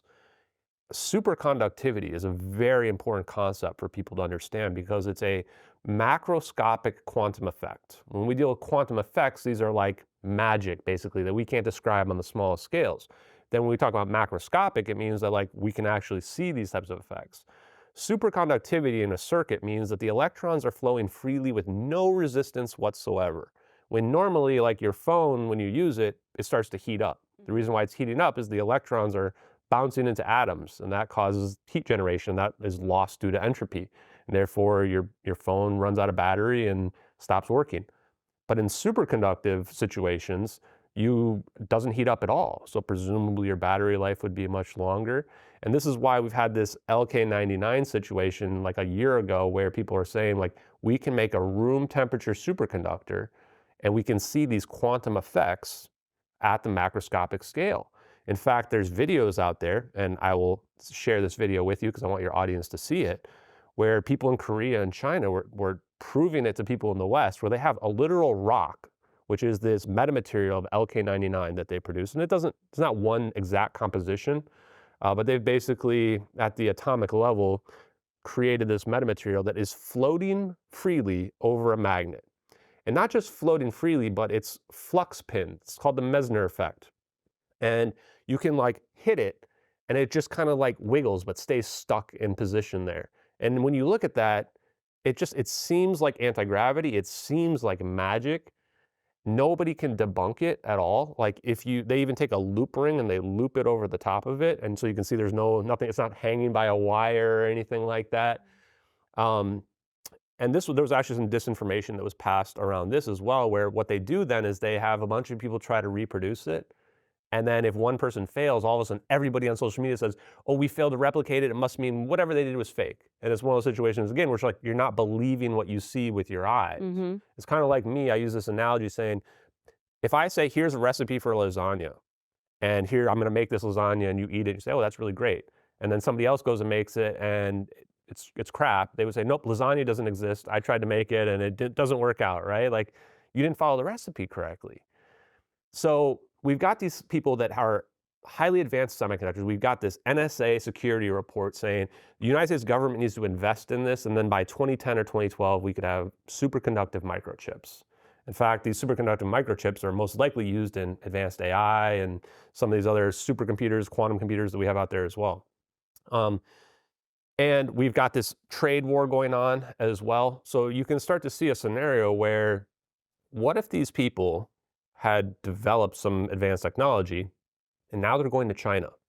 And China's got some leverage over them because they're Chinese nationals. And what if this technology really allows the type of stuff that we see with these orbs to be possible? I mean, if that technology is real, and let's say we have it, we would not want anybody else to have it, certainly not China or Russia. So to me, this is the major motive for why you're disappearing this plane. Like, those people have to be the reason. And then it's just a question of, was the fire started accidentally? Like, did the batteries just have a defect in them? And then you got some VIPs on board and you're trying to save them potentially? Most people that follow me are like, no way, US government would never do that. But you've got to keep the option out there. Right. Or maybe they had the information's in their minds. You know what I mean? Exactly. That's It's the whole point. intellectual property. You have an asset. It's an asset. Yeah. Yes, exactly. And that's the reason why you would also do this event to the plane as opposed to just shoot a missile at it or beam it with a directed energy weapon or something like that. But then the other narrative is, well, what the CIA does is they develop stories, right? They love a story that they want to put down there. So they got an office in Hollywood. The Pentagon has an and office. they generally don't directly interact too, I find, is that they set something up for somebody else to find, right? They want to indirectly influence the event so that nothing will lead directly back to them. Now, in this situation, I believe the most likely scenario is that the fire was intentional, that these lithium-ion batteries, that the thermal runaway, have a predictable burn rate. And they knew if that fire started at that location, the plane's going to turn back around and go to Penang, away from where? China. South China Sea. We're in this war with China over the South China Sea. They want to get the plane away from China, maybe even get it away from their satellites, so their satellites can't see the plane. But okay, so let me slow that down, because if our operating theory here is that they got this lithium package, 500 pounds of lithium, about approximate, onto this plane quietly, and they knew that this plane was going from Kuala Lumpur to Beijing, then why would they want the fire to start and divert it back to where it began? I think because you want to get it to a specific point, right? The question is, like, why teleport a plane and why the Nicobar Islands? So why not just fly it to Nicobar? That's And a lot of one of the conspiracy theories out there is that they just remote controlled the plane to Diego Garcia. I think the plane got to Diego Garcia, but the evidence seems to show that it didn't just normally fly there. It got this teleportation type event, wormhole event happened to it. And it so got they there. wanted to start the fire. Yeah. Now, so that people would plausibly believe that the plane had crashed. It could be. It could just be a matter of you're just showing off almost too. And that's the thing where it's like, I'm not in the mind of the government. And so it's like, we would need them to corroborate what's the deal. Because they already work for the United States. Yep. So in theory, they could have just said, we're flying the plane here to Diego Garcia. And I think the problem there too is that, well, you can track it. And then there might be evidence that says, oh, okay, well, here's how they flew it there. But if you have this plane and it's on fire, and now it goes to our location where we've got our military exercises going on, and we've got our advanced equipment right there, and then we disappear it right there. Even if they saw it, what are they going to say? Actually, China did see it. China hacked the Malaysian government the next day, and they stole the crisis meeting minute notes about the plane and classified information about the plane. Why is there even classified information about the plane on March 9th, 2014? Mm-hmm. And then on March 13th, 2014, 5 days after this plane disappeared, satellite images get leaked to the internet from China. If you guys go look at these satellite images, and I should give them to you to take a look at as well, it clearly looks like three objects around something else. And they're in a triangle formation, just like we see in that satellite video. I actually tried to map up the clouds from the Chinese satellite images to see, like, are these exactly matches? But it's from much further away, like it's lower resolution. So it's like they saw something. It's almost like they let that leak to the internet as a message to be like, we saw what you did. And I think I'm the only person on the planet that actually speculated this. And then there was this letter to Ashton Forbes on YouTube. You guys can check it out yourself. I promise you I did not write this letter. It's the weirdest thing that's ever happened in my whole life. It's called Diego Garcia Whistleblower, Letter to Ashton Forbes. It came out in early January, several days after I was on Tim Pool's Culture Wars podcast. And it's the creepiest thing that's ever happened in my life, because even up until that point, I was trying to figure out, like, Was this fire accidental? Was it deliberate? And it presents this narrative of a story that uses like all the evidence that I've used and pieces that I had never even considered, and provides times and things like for when they received the plane that you couldn't know unless you were like on the inside. Basically says, just to summarize, it's 11 minutes long, that like what I've been saying about the plane is true. The United States government set up this narrative to happen to the plane. They knew these people were going to get on this plane at Kuala Lumpur to fly to Beijing months in advance. They let it happen because they wanted to send a message to China. Who's your daddy? See, that is what makes sense to me. If you're saying that these engineers worked for the United States in some capacity, it would make sense to me that China, which is competing with the United States, was getting them to betray the United States, and the United States was watching what they were doing. They then secretly get this cargo onto this plane. They're going to bring this technology to Beijing, their new master, and the CIA says, not today, and then gets it, and they want them to know that they brought this, to What's China going to say? Yeah. Are they going to say, oh, well, the United States Diego Garcia. teleported the plane away? The whole world's going to, Right. what would our media do? We would go, oh, this is all the hallmarks of Chinese disinformation. They would have 51 intelligence people write a letter saying this can't be possible or what have you, Okay, right? so let me debunk myself. So I'm with you on this narrative. I fully believe they transported the plane. I fully believe they're hiding technology from us and that this was something that was covert.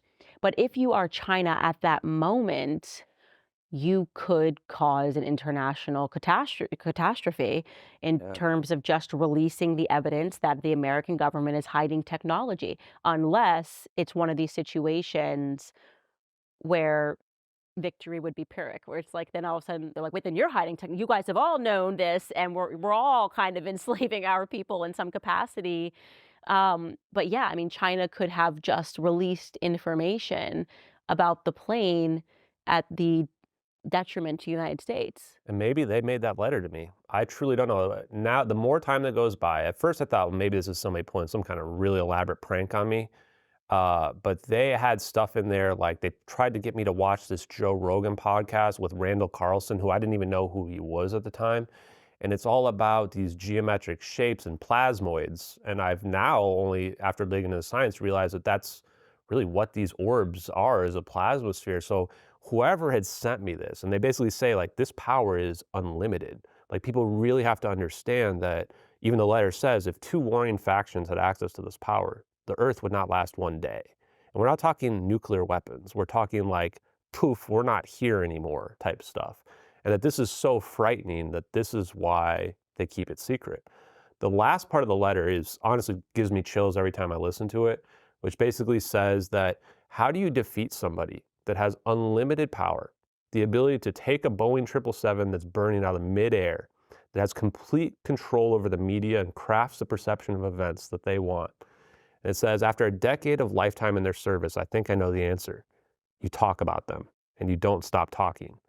And every time I hear that, I'm just like, wow, because I don't know who made that letter, but there's a couple weird grammatical errors that are made that are usually consistent with people in like Asian descent, English is your second language. And I just keep thinking like, man, I wonder if another country's intelligence made that, because at the time that came out, I was kind of on a low point where I was like, do I still want to be digging into this or not? And they were making fun of me in the letter because I was talking about, remember the Miami Mall aliens situation? Yeah. I was reporting on that. It was like the biggest tweet I ever made too, like just posting about that because I thought it was interesting. And they were like admonishing me for that, going like, and if you still want to keep talking about Miami aliens, you can do that. But here's something that's much better in terms of this technology if you dig into it. And so really ever since then, I've dedicated almost every single day to reading as many scientific papers as I can, to understand quantum mechanics, to understand electrical engineering, because I think that there are only a few ways that you can prove these videos are real. They're so far out there that even people that believe in UFO stuff still are like, okay, I believe aliens here, but this is too much, you know? So it's like, how do we prove it, right? I think one way is if you get the government to admit it. So that's never going to happen. Yeah, never, but you still have to try, right? So I've called the FBI, I think 3 times over the last year. I got hung up on at least once, maybe twice. The moment I started bringing up spy satellites, click, I'm like, okay, fine, tried. I reported it to the AARO. If you don't know who they are, the All Domain Anomaly Resolution Office. They're underneath the Pentagon, and they actually investigate like UFO stuff. And they actually just got a new director who actually came from the NSA. I've heard that the NSA was actually, they're the ones basically in charge of seeing anomalous stuff from our surveillance apparatus as well. And I gave them the case back in November. They finally got back to me in January. I spoke on the phone with a guy. He asked me not to say his name, but that I could say anything else I wanted to about it. I explained the whole situation to him. He assured me that they'd be able to get the classifications to determine if the videos are authentic. I gave them the name of the person who I think leaked the videos, which we can talk about in a second. And on April 11th, we had a couple of emails back and forth. April 11th, they responded back to me. It was basically like, Mr. Forbes, sorry for the delay. Our initial investigation has shown that we found something related to the U.S. search effort after the plane was lost from radar. It would be helpful to know the when the video was first published on the Registered Anon YouTube account, and a follow-up call might be helpful. Never got a response back from them ever again after that. And at that point, I was digging into the science and realizing like, oh my God, the science checks out. And so I sent a few follow-up emails like, hey guys, like, you think we could just admit to this? Because I've got all this evidence, this science. They've ghosted me ever since then. It's now, September. We're 5 months later. They just didn't respond to me anymore. I truly think that I red-pilled this person that possibly didn't believe any of this stuff was possible.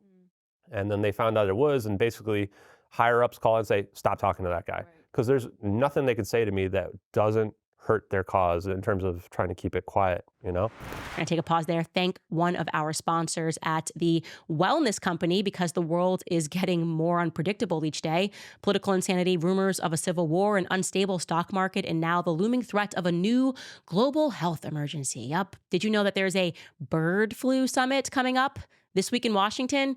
Yeah, it's eerily reminiscent of Event 201, which foreshadowed the COVID pandemic. And get this, the first topic on the agenda is mass fatality management planning. If that doesn't send chills down your spine, I really don't know what will. But here's the good news. You don't have to be scared if you're prepared. The wellness company created the medical emergency kit, and every home in America should definitively have at least one of these in their homes. They are packed with life-saving meds like ivermectin, amoxicillin, and even a Z-Pack. Imagine this, no more frantic searches for a doctor, no more emergency waiting rooms, just a few clicks, and this kit is delivered to your front door. In times like these, have your medical emergency kit. It is not just a luxury, it is a necessity. Protect your family by preparing right now. Head over to twc.health/Candace and use code Candace to save $30. Don't wait until it's too late. Act now, take control, and ensure that you're protected against whatever comes next. Again, that's twc.health/Candace and use code Candace to save $30 plus free shipping right now.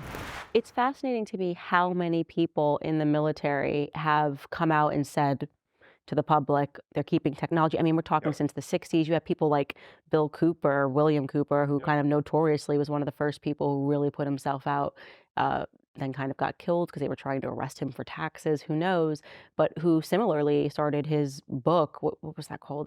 Behold a Pale Horse, and said, yeah, I was in the military, fact check true, and there were UFOs, and they were able to do things that don't make sense, like, that defies physics in a way that we understand it today. I was told to keep quiet, and these are the things that you need to know as a nation, because, and there was this sort of dark understanding, like, you guys have a very limited amount of time to wake up to this, or it's going to be evil. Yeah. And yet people don't believe it, and I think part of it is because it threatens everything. When you realize one thing, and like I said, you do go through this period of cognitive dissonance, like when I really fell down the rabbit hole on vaccines and realized all of that was a lie, then you start to realize, okay, they created an entire matrix on the basis of a lie that people are believing. It's like a religion, it's a faith. We don't even believe our own bodies, our own eyes, our own reactions. I mean, it's incredible. All it takes is an expert to come and tell you and say, that's not real, poo-poo. And we just go, okay, I trust the expert. And so you were telling me, by the way, that you were supposed to do Joe Rogan's podcast. Yeah. What happened with that?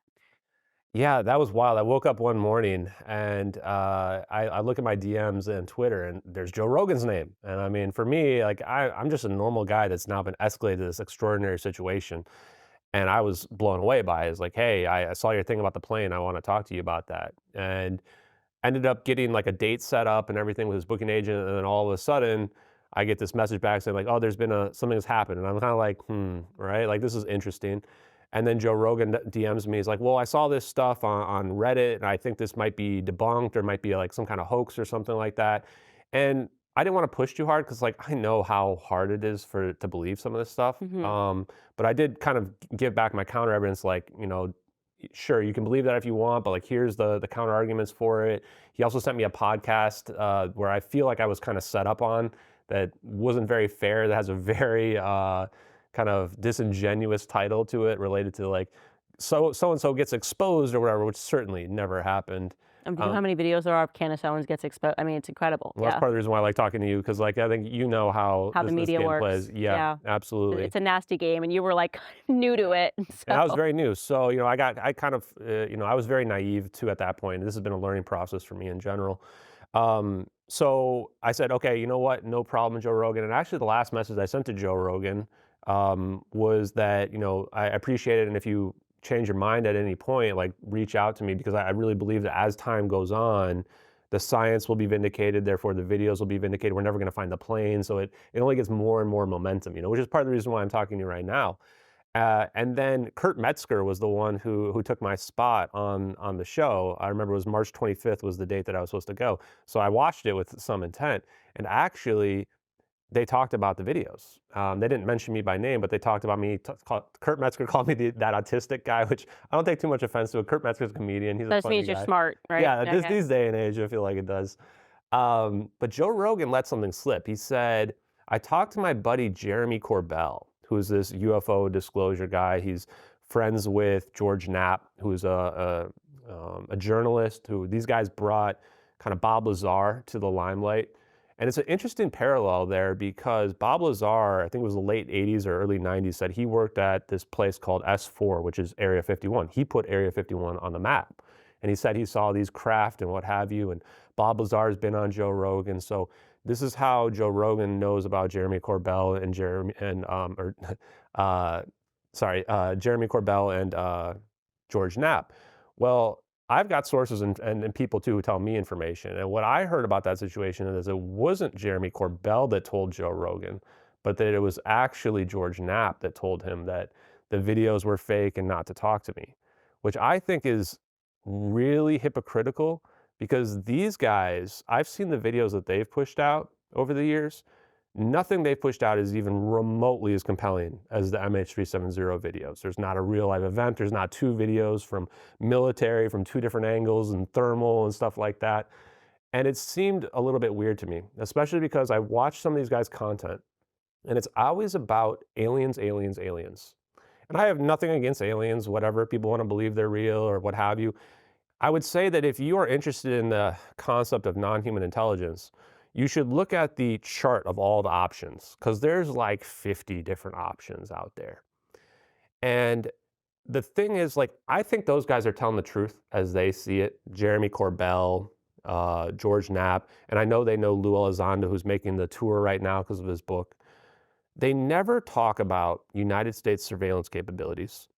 They never talk about what the technology would mean from a weaponization perspective.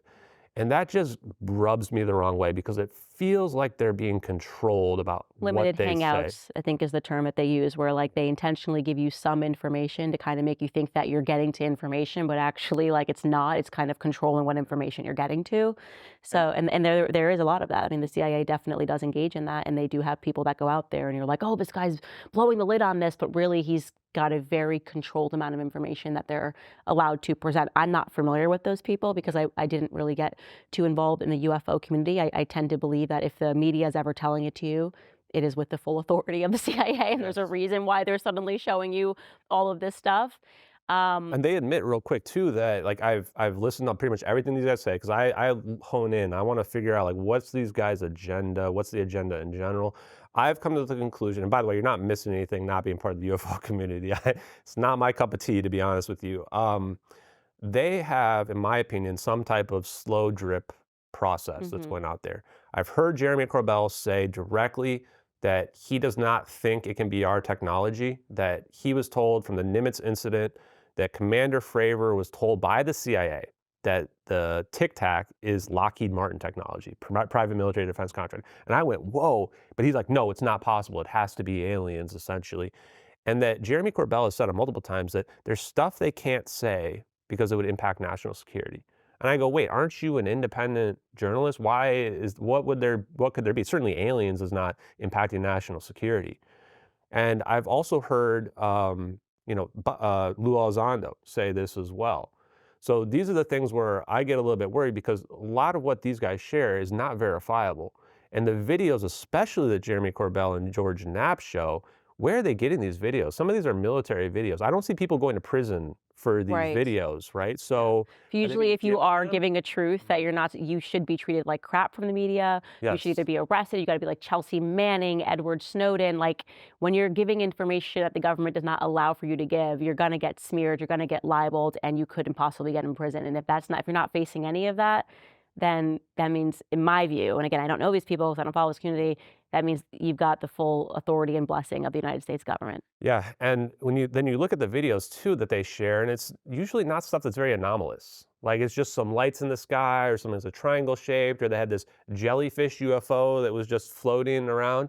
And I go, okay, well, I mean, that's neat, but what am I really seeing here? As opposed to when you look at these MH370 videos, you're like, okay, I'm seeing anti-gravity type technology going on here. These are balls of plasma. Where's the energy coming from?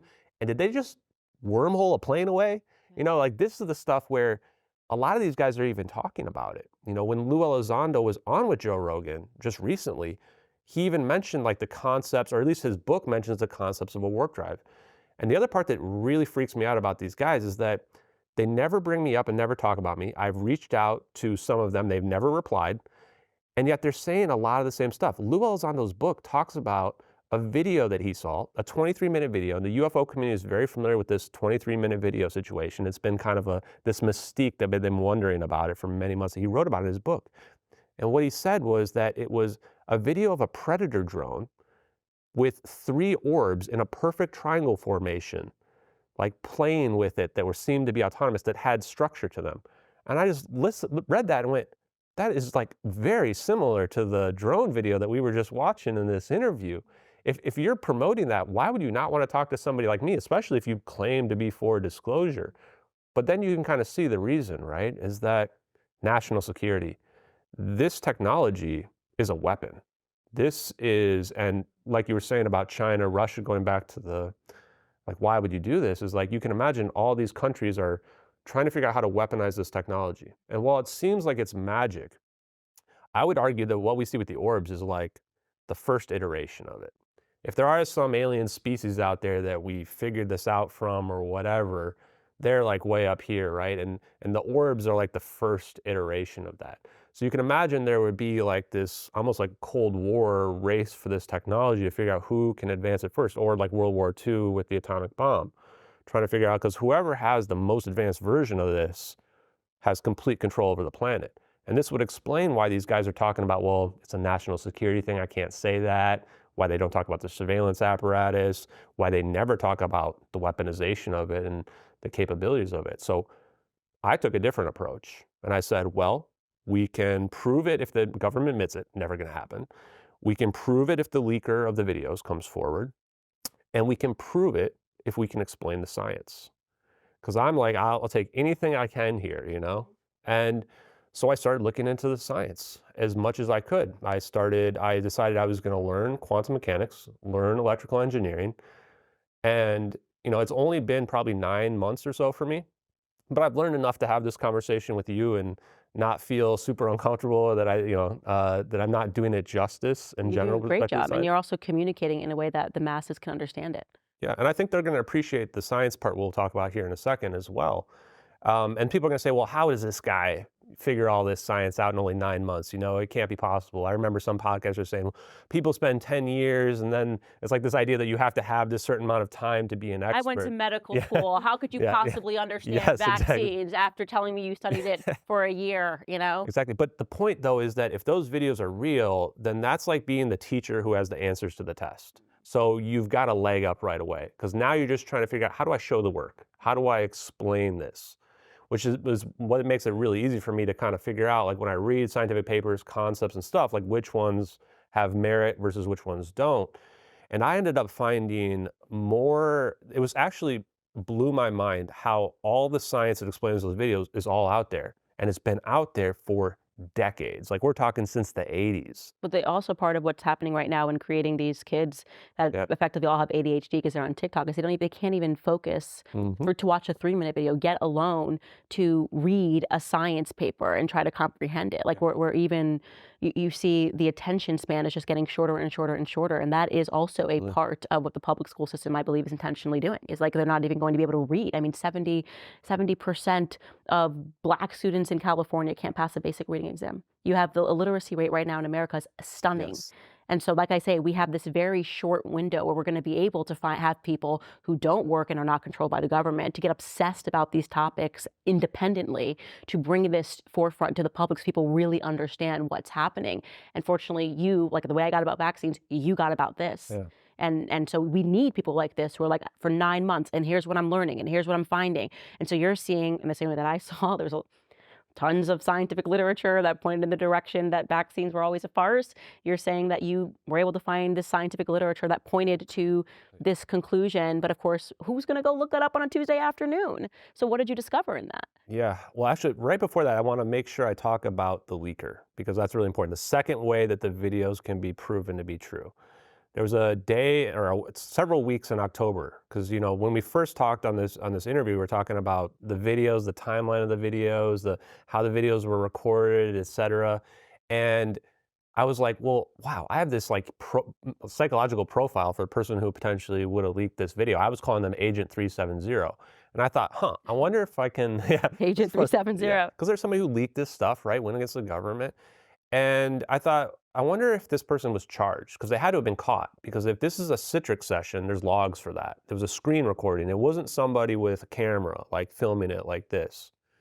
And so I started digging around for people that were charged with espionage or willful retention of classified data or dissemination of classified data. It took me like 2 weeks. And then one night, I still remember vividly, it was just like, wow, I found him. I started digging through these Wikipedia sites that have everybody who's ever been charged. And it's not as many people as you would think. And then I find Edward C. Lin, Lieutenant Commander. He checked every box right away. I started getting chills because the first thing I started reading is that he has experience with signals intelligence, SIGINT. That's how all of these systems all connect to one another, the satellites, to the spy planes, to the ground-based systems and all this stuff. And I'm going, oh, that's interesting. Well, let's read more about him. Turns out he gets assigned to this spy plane squadron, the VPU-2 Wizards, in February of 2014, right before the plane disappears. I find a statement by his lawyer saying that the investigation into him began April 2nd, 2014, which is a few weeks after the plane disappeared. And I'm already like, okay, well, wow, you've already checked a lot of the boxes. I'm imagining a scenario where he's literally in one of the spy planes that night, like tracking the plane or something like that. In fact, just quick side anecdote, on the Netflix documentary, the French father who lost his wife and children was told by some intelligence source that the Americans know exactly what happened to the plane, and there were 2 AWACS in the area, spy planes.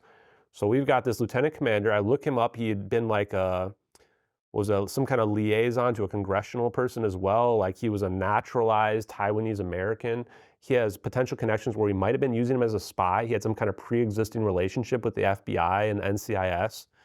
And the biggest things that I think were interesting to me is that we were trying to get him on espionage, which would have put him in prison for life, essentially. First time in like 50 years since the Cold War that an active duty member was being charged with this. Wow.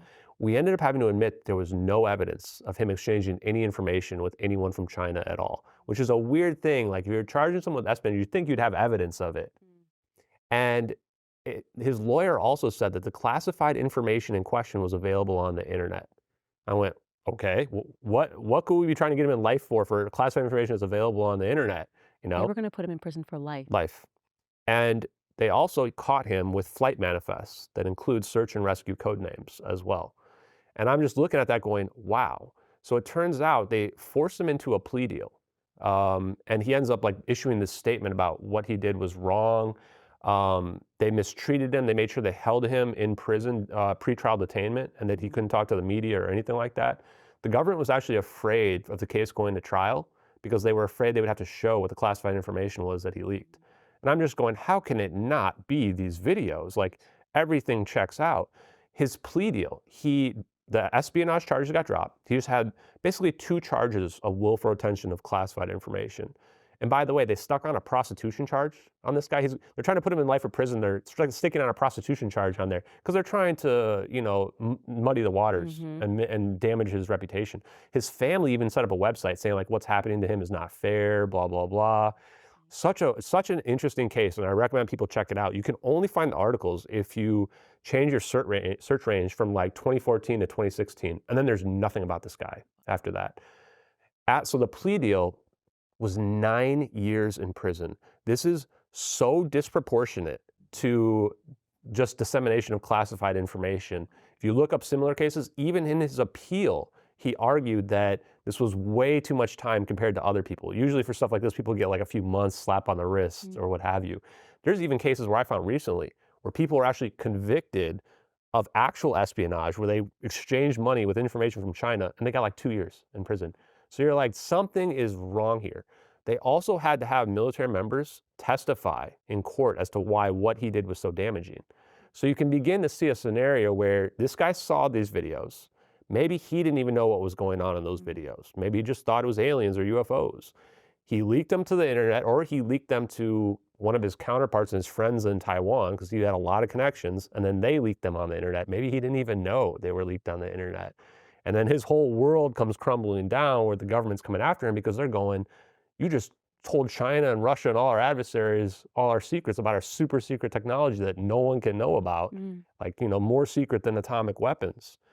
And he ends up getting 3 years shaved off because he, did this plea deal with the NCIS, FBI, and basically said, okay, yes, what I did was super wrong. Nobody should do this. I FOIA'd his case to the FBI and NCIS. FBI gave me some weird, like, it's private information, we can't give you anything. The NCIS gave me an Obama-era exemption, which I'm very familiar with now because almost all FOIAs that I put in have gotten this exemption, to be kept secret in the interest of national defense or foreign policy. And Obama actually loosened FOIA requests up in 2009 to make them easier to get access to. So now there's only a very specific number of exemptions that they can use.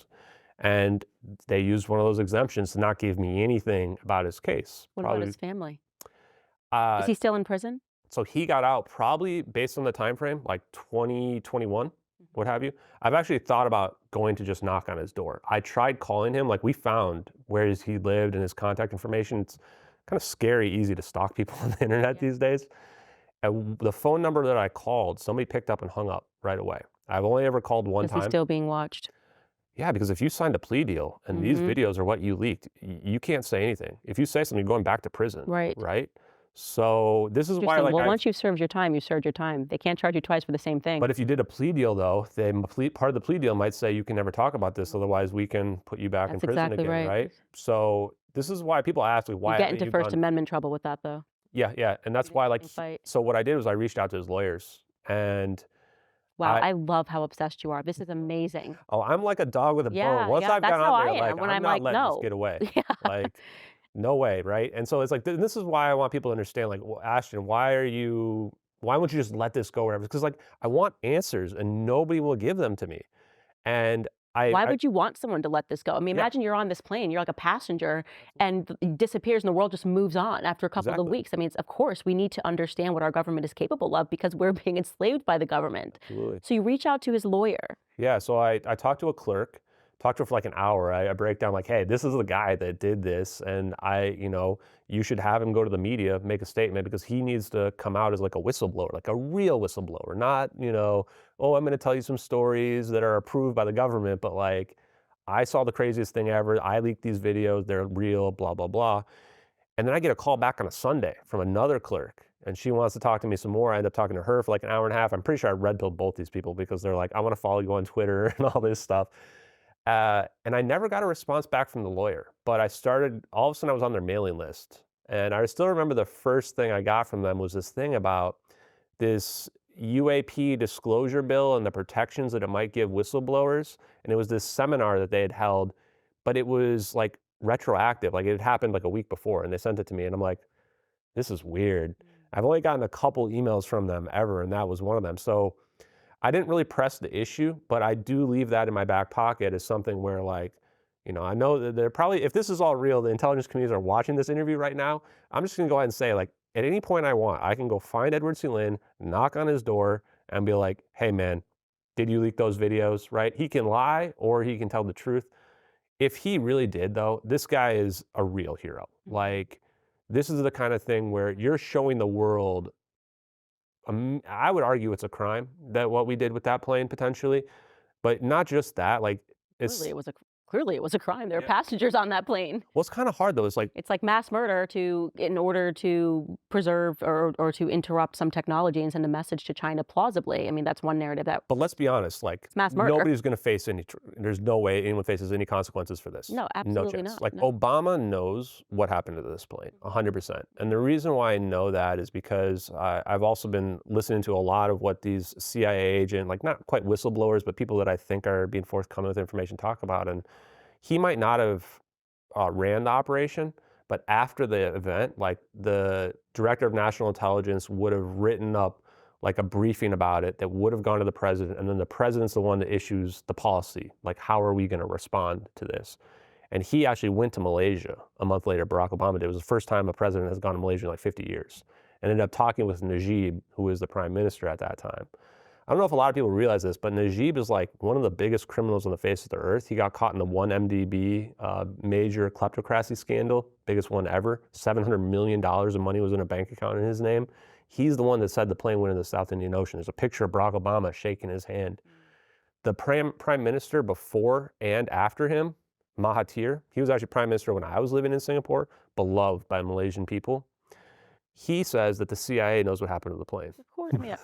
And I'm just going, okay, guys, like, how much more evidence do we need that there's something sketchy going on here? So, you know, Edward C. Lin is the second way that these videos can just be proven authentic. If he ever comes out at any point in the future, everybody needs to rally around this guy more than any of these other whistleblowers in this UFO community, because he's showing us technology that will change our entire planet, you know, just like that. And then the third way, again, is the science, which is my favorite part. But also, again, the part where I want people to be generous with me here. Like, I'm only 9 months into this, but I'm going to list off a bunch of people's scientists and concepts here that we're going to talk about. People say, I don't really think I have any special powers or anything that's like this, but people say, like, you have a very strong intuition. And the way that I explain the science to people, I like to explain it in a way where anyone can understand it. Because to your point, they kind of want people thinking, like, no, you're like a lowly commoner. You can't understand this science, but that's not true. Like, You can't. anybody can really understand it. And once you have a good concept of how it operates and how we've been misled with physics in general, it starts to become apparent, you know, how easy it was for them to lie to us about this stuff. And you start to see the brainwashing that's been stuck in there. And, like, you know, so I would make some pretty bold claims, which I would say that all the textbooks in the United States are wrong. They're lying intentionally.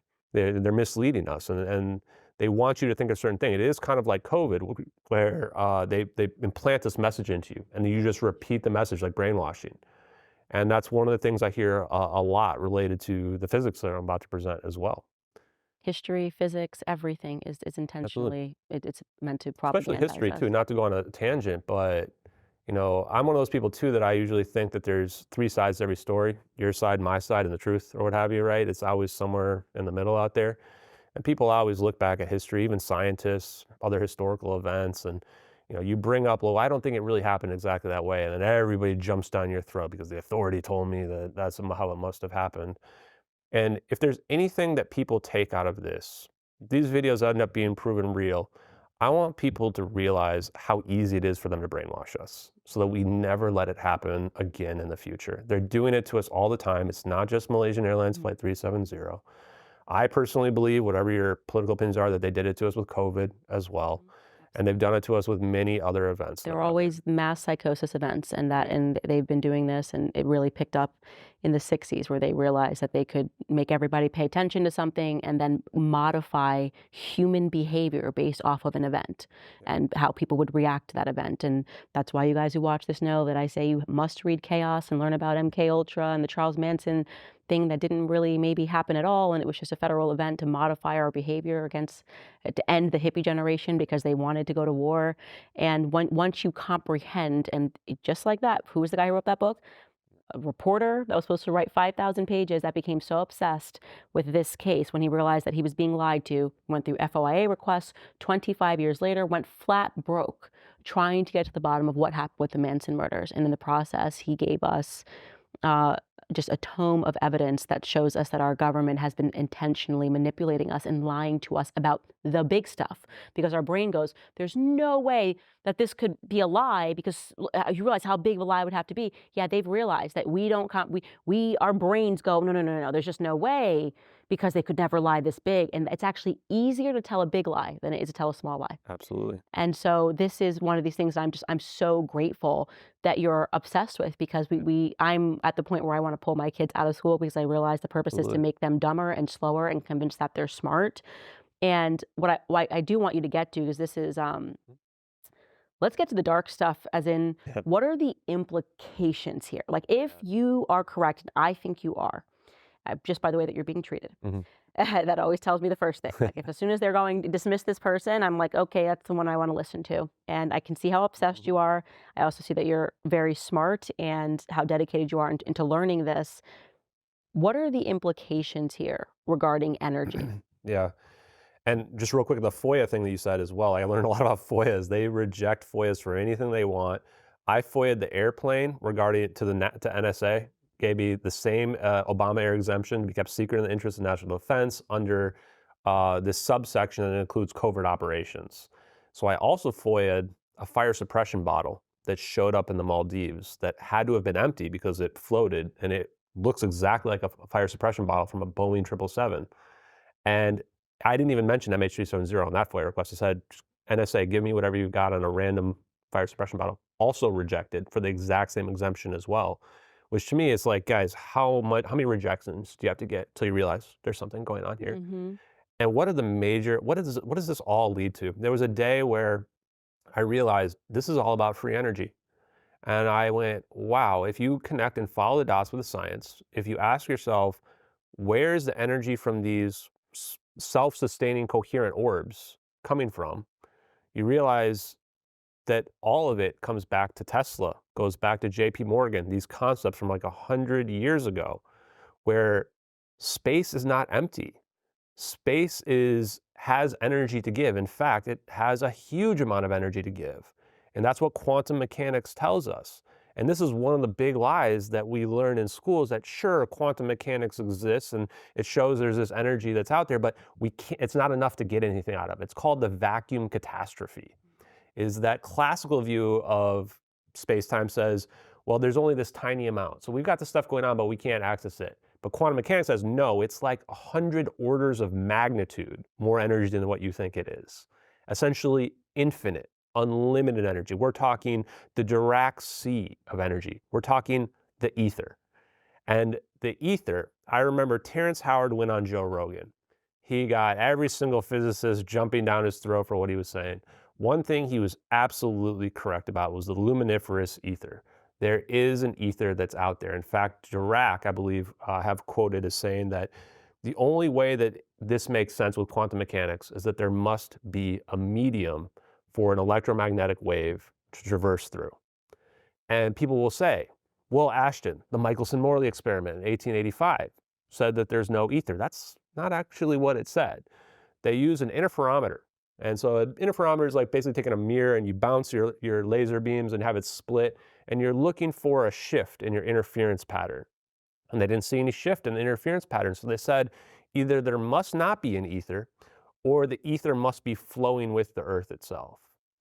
Well, there's this guy named Martin Gruznik, 2009. He redid the experiment, and he had it on a spinning table. And so if you horizontally spin it, you see this interference pattern, which is just some lines basically, and it doesn't move. And you say, okay, well, that's what Michelson-Morley said. But then he flips it on its side vertically. and has it spin vertically. And what happens?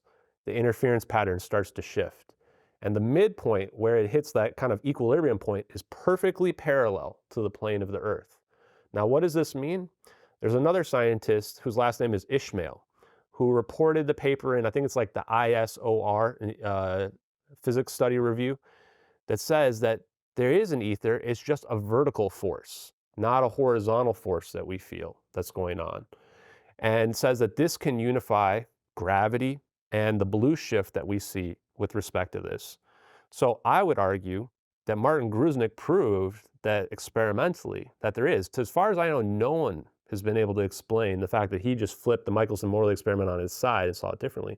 There were other people as well that had argued that they could prove the ether. One of them actually went on top of a mountain and ran the experiment there compared to sea level. And why is this similar? Because this is basically the equivalent of if you see a difference between at sea level and versus on a mountain, the same thing as flipping the experiment on its side, right? Because the difference is your altitude here, or your height away from the ground. And then you can start to see that there must be a connection there to gravity, because the further up you go, the less gravity you feel, right? And so now you start to see that maybe there is a unification theory where we have this ether that's out there, has unlimited energy, that is what we need for an electromagnetic wave to traverse, because all waves require a medium. And that the reason why we don't perceive this ether is because it's at the Planck scale, the smallest possible scales that are out there. Many orders of magnitude smaller than even electrons.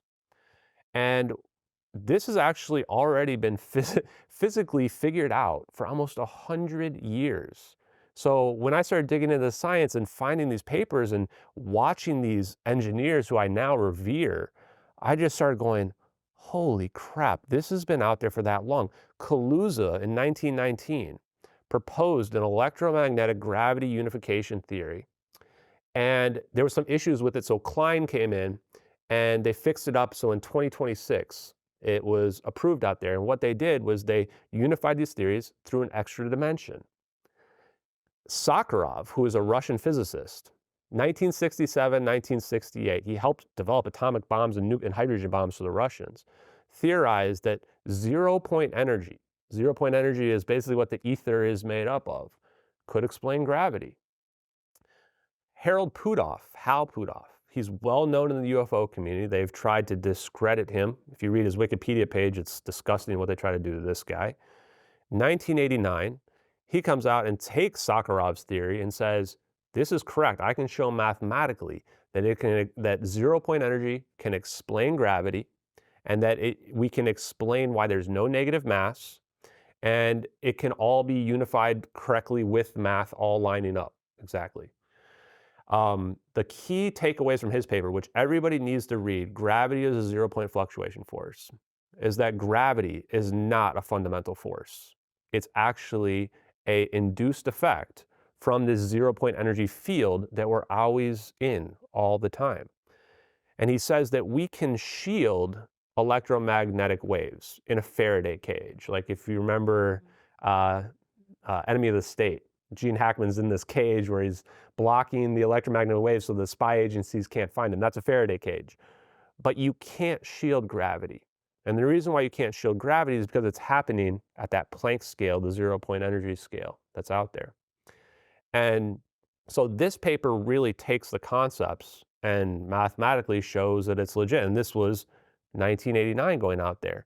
And if you read Hal Puthoff's scientific papers, I kind of went down this rabbit hole of reading this stuff. And when I got to Hal Puthoff, it was kind of the same, I call it Yahtzee moment that I had with Edward C. Lin. You read his papers after that, and it's like, I would bet you any amount of money, this guy has seen some floaty orbs, right? Because next paper, he's working with other people talking about, well, zero-point energy also explains inertia, which essentially is like what resistance we feel when we walk around. And even if we were in outer space, we would still feel that resistance because we're constantly walking through the zero-point energy field. So another good way to think about it is like when I hold this cup, the reason why my hand doesn't go directly through the cup is because the electromagnetic force of the electrons when I hit it is repelling my fingers here. And it's all made up of fermions, so fermions have to have different points in space and time. as opposed to a boson where it can collapse down onto a single point like a laser, for example.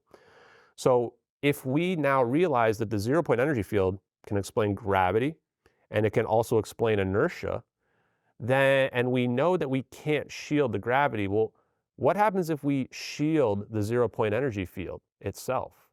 If we take that 0-point energy field and we make a bubble around it, you start to realize, well, there would be no inertia then anymore, because inertia is the 0-point energy field. And what if we remove the 0-point energy that's in front of, or the 0-point energy that's in front of me? Well, I'm going to have a pressure where I fall into that field, where I make that space basically in front of me that has no 0-point energy. And for people that think, like I used to think like, well, 0-point energy is this sci-fi concept or what have you, but it's actually experimentally proven. The number one thing that I see referenced in all of Hal Puthoff's papers is the Casimir effect. And what Hendrik Casimir did in 1948, and again, these dates are important because you're like, this is a long time ago. He just took two conductive plates and he put them very close together to one another. And what happened? They stuck together. If space is empty, why would that happen, right? If there's nothing there, that shouldn't happen.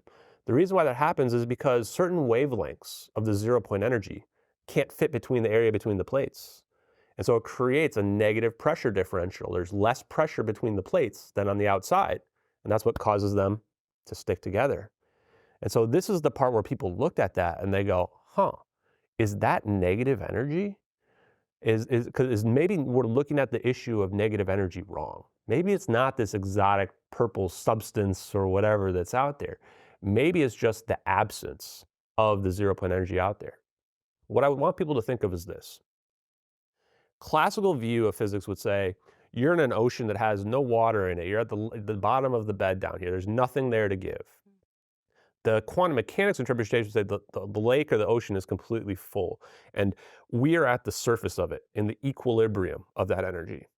And when you look at it like this, you go, okay, well, I can add energy to it, and I'm going to experience what we think of as gravity, like that the Earth is feeling on us now.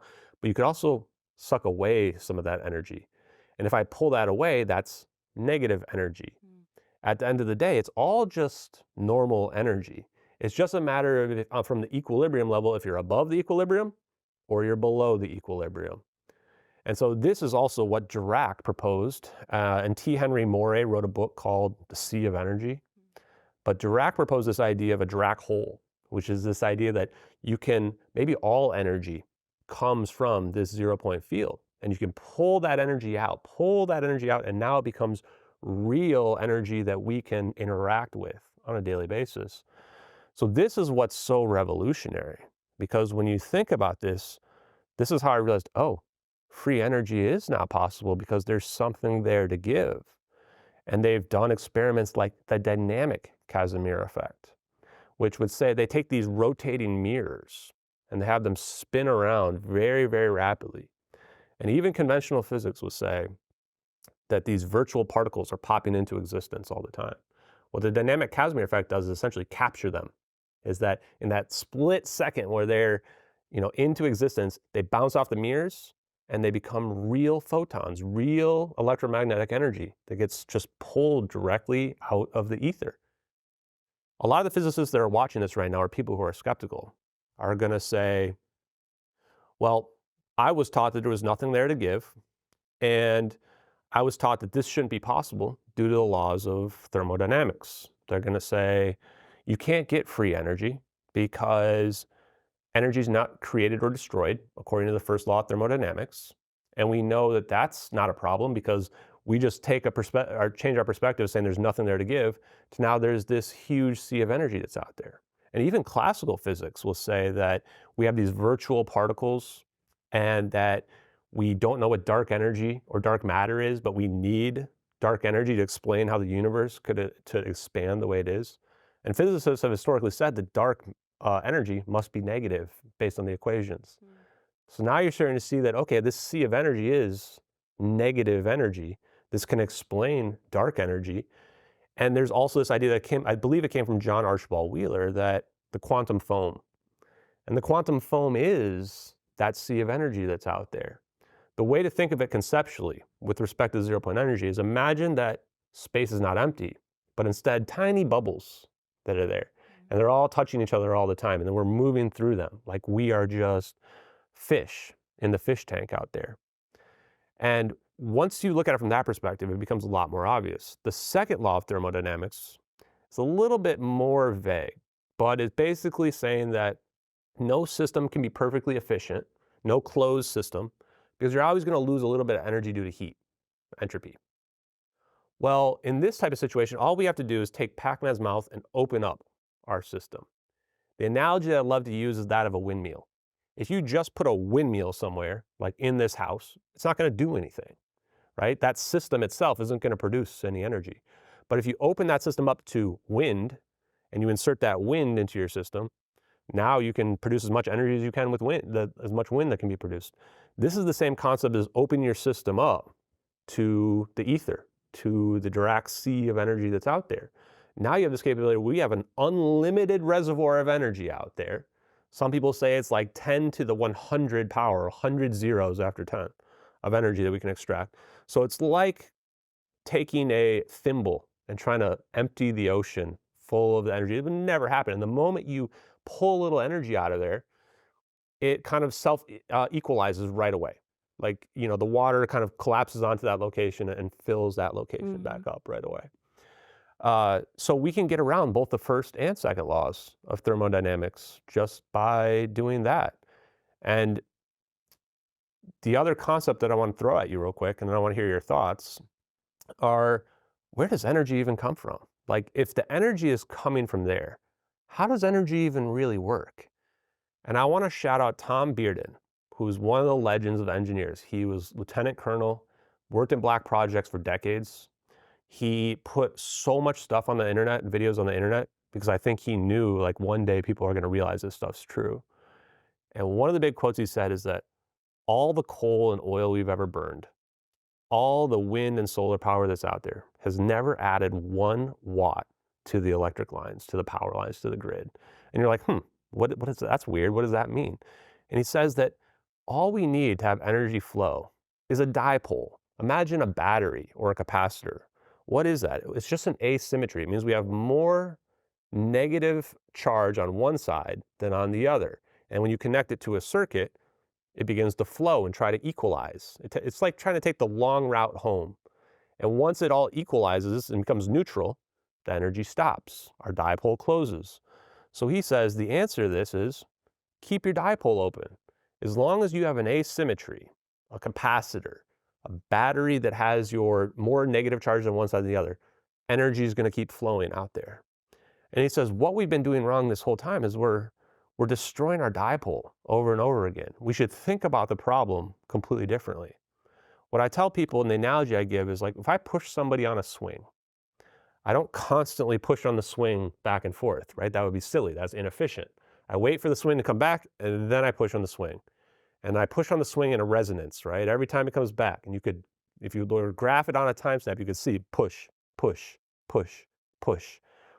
That's basically what he says that we need to do as well, is that we need to pulse a current potentially into our system. If we look at it differently, instead of pushing all the time and just push at a certain point, then potentially we can keep our dipole open much more efficiently than conventional power systems work right now. The last thing I'll say is that I don't think people even realize how power plants work, like a nuclear power plant.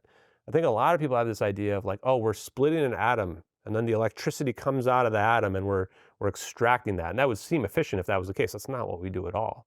We basically put some material into a water, it boils the water, the steam comes out of the water, and then it spins a turbine.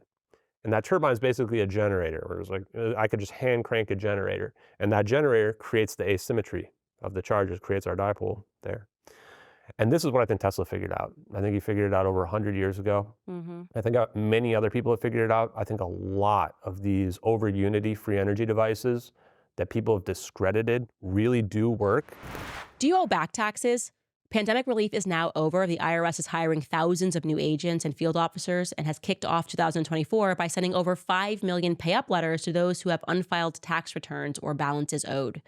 Don't waive your rights and speak with them on your own. They are not your friends. Tax Network USA, a trusted tax relief firm, has saved over $1 billion in back taxes for their clients. They can help you secure the best deal possible. Whether you owe $10,000 or $10 million, they can help you. Whether it's business or personal taxes, even if you have the means to pay or are on a fixed income, they can help finally resolve your tax burdens. Call 1-800-985-1000 for a private free consultation or visit tnusa.com/Candace. That's tnusa.com/Candace. A lot of these people ended up dead or in prison too. Yes. Once you start looking into anything that would have moved humanity forward, they're all called quacks. They're imprisoned for fraud, which is a very strange thing to do in a free market, to imprison someone for fraud. And it gets very interesting very quick when you once you know what you're looking for and you realize that there has been some sort of a government conspiracy to keep information from us. In fact, one of the things that I say is when you really start getting into history, you realize that enlightenment they tell you about was actually the dawn of humanity being darkened. Like it's actually we are in the dark ages, I think, right now. And when somebody pops their head up and starts to look and says, hey, we could just be doing this, And that's what's scary, because it comes down on them. The whole system comes down on them. absolutely, and who is the system? That's a big question I ask too, because I think it's more than just the government. I actually like the term deep state, but I don't think we should be thinking on it in terms of just the CIA. Certainly, the CIA is part of it. I think no doubt whatsoever. I think they know basically everything's out there, but the large corporations, right? I think that the two. Well, I think they are the CIA. That's my point. Oh, When I say yeah, like yeah. all these stories of like, I was just in my garage and I made Google. And I'm Yeah. like, I don't think that's exactly how it happened, actually. I And don't actually, think you the CIA are. helped fund Google Earth, which is kind of interesting. The CIA also fund Palantir, which Peter Thiel is Same the thing. head of. I mean, you look at this and you see that really what we're dealing with is very connected people that are very rich, that are connected. I mean, honestly, even Elon Musk, who refuses to comment about these videos, he's one of the biggest defense contractors for the US government through SpaceX. He actually just sent up more spy satellites. They're putting a new constellation up, actually, of satellites that are smaller and many more of them, because they're afraid that Russia and China are going to use electromagnetic-based weapons to wipe out our satellites, and then our constellation is screwed. So they're now like basically diversifying their risk by putting more out there, which is why I think these guys can't talk about a lot of the surveillance stuff, because he's got NDAs that like if those videos are real and that's a satellite video, his NDA says he can't speak about it, right? Which makes me, look, I understand it from these kind of perspective, from Elon Musk's perspective, the Lou Elizondos, these other UFO people, is that free energy is dangerous, because if you do have this capability to just pull energy straight out of the ether that's out there, you can just accumulate that energy. Or what if we can amplify how much we pull out of there? Maybe plasma, like a plasma orb, can basically just use the same resonance. Like if I was in my bathtub and I'm taking a bath and I start rocking back and forth, at a resonance, eventually the water is going to start shooting over the side of the tub, right? It starts to amplify more and more and more and more and more through like standing waves, potentially. So if you can do that with energy as well, potentially using that same Casimir effect, but we don't need to use two plates. We can engineer it a little bit differently. What if there's other ways where we can find an asymmetry? And if we can do that, it becomes dangerous. This is where I spoke to Salvatore Paez. Big shout out to him. Everybody should take a look at his patents, because he's got high frequency gravitational wave generator. He's got inertial mass reduction for a transmedium craft is one of his patents. He's also got plasma confinement based on magnets as well. And there are like a bunch of experiments that you can see on the internet, but the guy who should really get a lot of shout out is a guy named Ken Shoulders. Ken Shoulders, actually Richard Feynman was the person who said that there's enough energy like in this cup, just in the area of this cup, in the 0 point energy, to vaporize all the Earth's oceans. So he was one of those people who was saying, there's not nothing here, there's this huge amount. Ken Shoulders was researching plasmas. He called them exotic vacuum objects because he believed that they were extracting energy from the vacuum. And Richard Feynman initially thought he was kind of kooky, that he didn't have it figured out. He ended up having to apologize to him because he was like, nope, you're right, we can do this. Well, Hal Puthoff wrote a paper with Cole where they showed that Casimir effect does not violate laws of thermodynamics. And one thing he said there is, A better mechanism for the Casimir effect might be a highly charged plasma. Now, when you look into Ken Shoulders' work of exotic vacuum objects, you find out that one of the things that happens in these plasmas, which is the fourth state of matter, is the electrons start to break free. Not only do they break free, but they start to act weird. Normally, like I said before, the electrons will basically repel one another because they have the same charge. So they will potentially, the closer you get, the more they're going to repel one another. But when they start to break free and in superconductivity, they form Cooper pairs, we call them, which is basically the electrons start to group up when they really shouldn't. Now, why is this important? Because remember what I just said about the dipole and the capacitor. If you have this asymmetry where your electrons are grouped up, and now you have this asymmetry where there's more down here than there is up here, you're going to get energy flowing. So Ken Shoulders found out and proposed that you could have basically a self-sustaining ball of plasma that is constantly pulling energy directly out of the ether. And the dynamic Casimir effect, along with the Schwinger effect and the Schwinger limit, would propose that when we do this, when we pull these photons out of the ether, it may create a magnetic monopole. Now, a magnetic monopole, if you look at a magnet, it's going to have these magnetic field lines that go from north to south. A magnetic monopole is just a north or just a south, meaning it's just pulling inward or just pushing outward. And this can be used to very accurately control a magnetic field. So now when we look at that thermal video of the orbs that we were looking at MH370, based on what I've said to you right now, it's like, well, wow, we can almost explain everything that we're seeing here now. We can say that this is a field of plasma, this ball. It's a non-radiating barrier, the edge of it, is basically where the magnetic field stops, so to speak.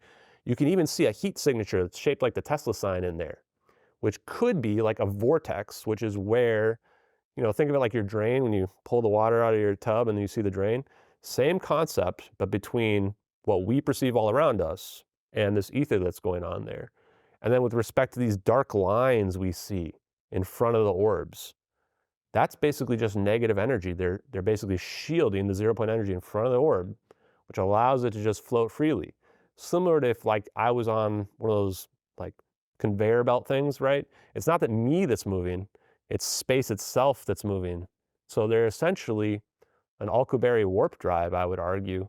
And warp drive doesn't have to be superluminal speeds beyond the speed of light. It can also be any speed that you technically want it to go. And then what's happening when the plane disappears? Well, now these same orbs converge on the plane. And now that we've shown that there's this 0-point energy connection to gravity, we can see that what if we look at the Coulomb's law, which is an electric force law. If you imagine those orbs are magnets and they have each has the same charge. If I were to jam two magnets together, I'm going to feel a strong repulsive force. Potentially that's what the orbs are doing when they're converging, because they're in a perfect equilateral triangle. So at the midpoint there, you're going to have your 0 point, as they call it, where everything's going to converge directly on the plane. So that would be the exact center of the singularity that you're forming. And potentially they're producing a magnetic flux that's so powerful by jamming them together at a certain speed that it breaks space-time, so to speak, just makes a ripple, so to speak, as you were saying in terms of surfing. And now that plane moves faster than the speed of light. And it doesn't move faster than the speed of light itself, but from outside perspective looking at it, it's looking like it's moving faster than the speed of light. It just disappears here and then shows up over here somewhere else. And it's not the plane that's moving, but the medium that's moving from one location to the other. And it looks weird to us because we don't perceive that extra dimension that's already out there. Interesting. So then if they're able to do this, which I think they are, and they sort of use this technology to move the Yeah. plane, what do you think happened to the passengers? What do you Yeah. think happened to the cargo? And what do you think happened as well? Do you think that's the reason, rather, that the debris was Yeah. found where it was? Yeah, so I would argue it could even be the fire, or it could be the event that caused some structural integrity to the plane, for sure. I think that if you use the right-hand rule in electrical engineering, which takes your electric and your magnetic fields, and you create something called the Poynting vector, which would determine the flow of power, or the vector of your wave, you can see these orbs actually change their orientation. They're in this triangle formation spinning around the plane, but then they go vertical, completely vertical. And you're like, huh, that's interesting. And they start spinning. If you were looking directly at the plane, they would be going clockwise. And if you use that as your magnetic vector and your curl of my hands here, you'll find that the pointing vector would be backwards. Now, this is really interesting because if you take the frame right before, as the orbs are converging, and the frame as this dark, cold endothermic event happens, which is potentially consistent with a negative energy type event happening, it looks like the plane goes backwards a little bit. You can kind of see the tail sticking out of this endothermic event that begins to form. And if it's going backwards, we've mapped the direction of travel of the plane based on the satellite coordinates going east. So that means it must be going somewhere to the west. Well, this is interesting because that fire suppression bottle was found in the Maldives over to the west. There was actually 20 more witnesses, 15 to 20 more witnesses on a small island in the Maldives in the early morning hours that saw the plane. And they were also all discredited because they said, well, there's no way. They saw the plane coming from the west. And people thought, well, even if this was the plane, it had to be coming from the east because that's where Nicobar Islands is, or in the South Indian Ocean. But if this plane is just snapping from one location to the other, now they might have actually seen the plane. These are people on a small island of like 3,000 people. They don't see jumbo jets flying low over their thing. They even saw the red and white stripe of Malaysian Airlines. Wow. Sergio Coloduvo, I think his name is, went out there and interviewed them. I watched the interviews. These guys they're not lying. They're not making up this story. For what And reason? where did they see the plane go? South, towards Diego Garcia military base. Fascinating. The argument, this is the base that all the conspiracy theories basically said this plane got remote controlled there or what have you. Marc Dugain, who's a famous French author, actually was told to stop looking into the plane, and he had speculated the plane ended up there as well, like months after this thing disappeared. Catherine T., that witness that we said, I think it was in her 2018 blog, said that she thought the plane ended up at Diego Garcia. It's the only place to hide a plane. And then when you look at that debris drift analysis again, you realize a much better location for that debris to have gotten in the water is Diego Garcia. It actually fits with the currents, and it would make sense in terms of when that debris showed up in Africa as well. And I look at that and I go, we actually looked at the debris analysis that they did, and like at least 5 different pieces say it looked like the pieces were pulled apart. And I'm going, that doesn't sound like structural integrity. It sounds like they just disassembled the plane and threw a couple pieces in the ocean, right? And nobody questions, like, why does this debris show up in Africa? CNN, man, first of all, Don Lemon, shout out to Don Lemon. He might have been the most accurate. It's not technically a black hole, but wormhole is pretty close to a black hole. The only difference is there's no event horizon, which means that for the people that went through it, it would look like they're just walking through a doorway. Yeah. Like you instantly appear on the other side. But from the observer's perspective, there might even be a time dilation effect where they show up like a few minutes later, a few seconds later, a few hours later. It's really hard to tell. But CNN also ran this other piece where like they angrily mentioned like there's this conspiracy theory out there that the plane went to Diego Garcia. There's no merit to it whatsoever, but they don't actually address any of the arguments either. What if it was hijacking or terrorism or mechanical failure or pilot error? But what if it was something fully that we don't really understand? A lot of people have been asking about that, about black holes and on and on and on and all of these conspiracy theories. Let's look at this. Noah says, what else can you think about? Black hole, Bermuda Triangle. And then Deji says, just like the movie Lost. And of course, they're also referencing the Twilight Zone, which has a very similar plot. That's what people are saying. I know it's preposterous, but is it preposterous, you think, Mary? Well, it is. A black hole is about, a small black hole would suck in our entire universe, so we know it's not that. Bermuda Triangle is often weather, and Lost is a TV show. So Right. I think I always like things for which there's data, history, crunch the numbers. So for me, those aren't there, but I think it's wonderful that the whole world is trying to help with their theories, and I absolutely love the theories. I always say, classic, right? yeah, we always know you're onto it because they're angry about something that shouldn't make them angry. Yeah, And it's exactly. authoritarian, it's not rational, and it's just, you're really stupid if you think this. And that should be a starting point. Look, we have covered so much here. This is absolutely fascinating, and I want to encourage everybody that's watching this to follow you. Where can they follow you and continue to look into this story if they want to know more? Yeah, so the best place to follow me is on Twitter, on X. I feel like if I was anywhere else, I would have probably already been banned and wiped out. I'm actually surprised my YouTube channel hasn't been deleted, but that's mostly because I think I focus on the science now at this point. So you guys can watch my live streams Monday, Wednesday, Friday, talk about the plane, talk about secret science that's being held from us, talk about free energy on Fridays as well. And then on X, it's at JustXAshton, also at JustXAshton on YouTube as well. I am going to start posting clips from a lot of the appearances I've done. I've done like over 100 podcast appearances on TikTok and Instagram. Not that I love it, but if you want to interact with me, you come onto Twitter for sure. Yeah. Ashton, thank you so much for joining us. This has honestly been one of my favorite conversations that I've ever had. Thank you, Candace. I appreciate it. You're awesome.